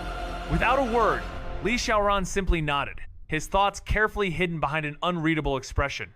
But just as Li Hao reached the steps, he was greeted by the hurried arrival of Li Yuanzhou, Li Jianming, and others. Before any words could be spoken, a dazzling stream of golden light appeared on the horizon. The golden lights, carrying the ancestral spirits of the Li family, shot forth from the direction of the ancestral shrine. Leading them was the towering figure of Li Tianyuan, the family's revered ancestor, his divine soul far surpassing the others. The sight of so many ancestors struck awe into those present, and everyone's servants and masters alike instantly fell to their knees in reverence. As the golden spirits settled into the courtyard, even the occupants within the house, upon witnessing Li Tianyuan's presence, hurriedly kneeled in awe. In that instant, the courtyard fell into a profound silence, with only Li Hao remaining standing, a solitary figure amidst the ancestral presence. Li Hao, facing the ancestral heroic spirits of the Li family, remained unshaken despite their imposing presence. Li Tianyuan, with a soft yet sorrowful gaze, spoke of Li Hao's past and his parents' failures, urging him to reconsider his decision to sever ties with the Li family. He pleaded for Li Hao to stay for the sake of the family. Calmly, Li Hao responded, expressing gratitude for the kindness he had received, but insisting that true bonds transcended bloodlines. His words resonated deeply with the spirits, some lamenting his choice, knowing that persuading him would be no easy feat. In a final act of decisiveness, Li Tianyuan, with a heavy heart, stripped Li Hao's father of his title as the True Dragon, a shocking move that left the courtyard in stunned silence. In a time long past, only those who had committed grave misdeeds were subjected to the wrath of the ancestors, who would strip them of the esteemed True Dragon title. Yet now, Li Tiangang, a revered general who had fought valiantly for the Northern Territories and defended the Empire, found himself unexpectedly removed from this prestigious position. It was clear to all that, despite his accomplishments, the forced exile of his son from the Divine General Mansion remained a stain that would forever blemish his legacy. As Li Tiangang stood with a quiet sorrow, fully aware of the inevitable, his wife, Ji Qingqing, looked on in disbelief. At the entrance, Li Hao remained unmoved, calm as ever, having long since released his attachment to the past. He had come not to sway their decisions, but to let go completely. In a bold move, Li Tianyuan, an elder of the family, offered Li Hao a chance to become the true dragon of the Li family, despite his lack of blood ties.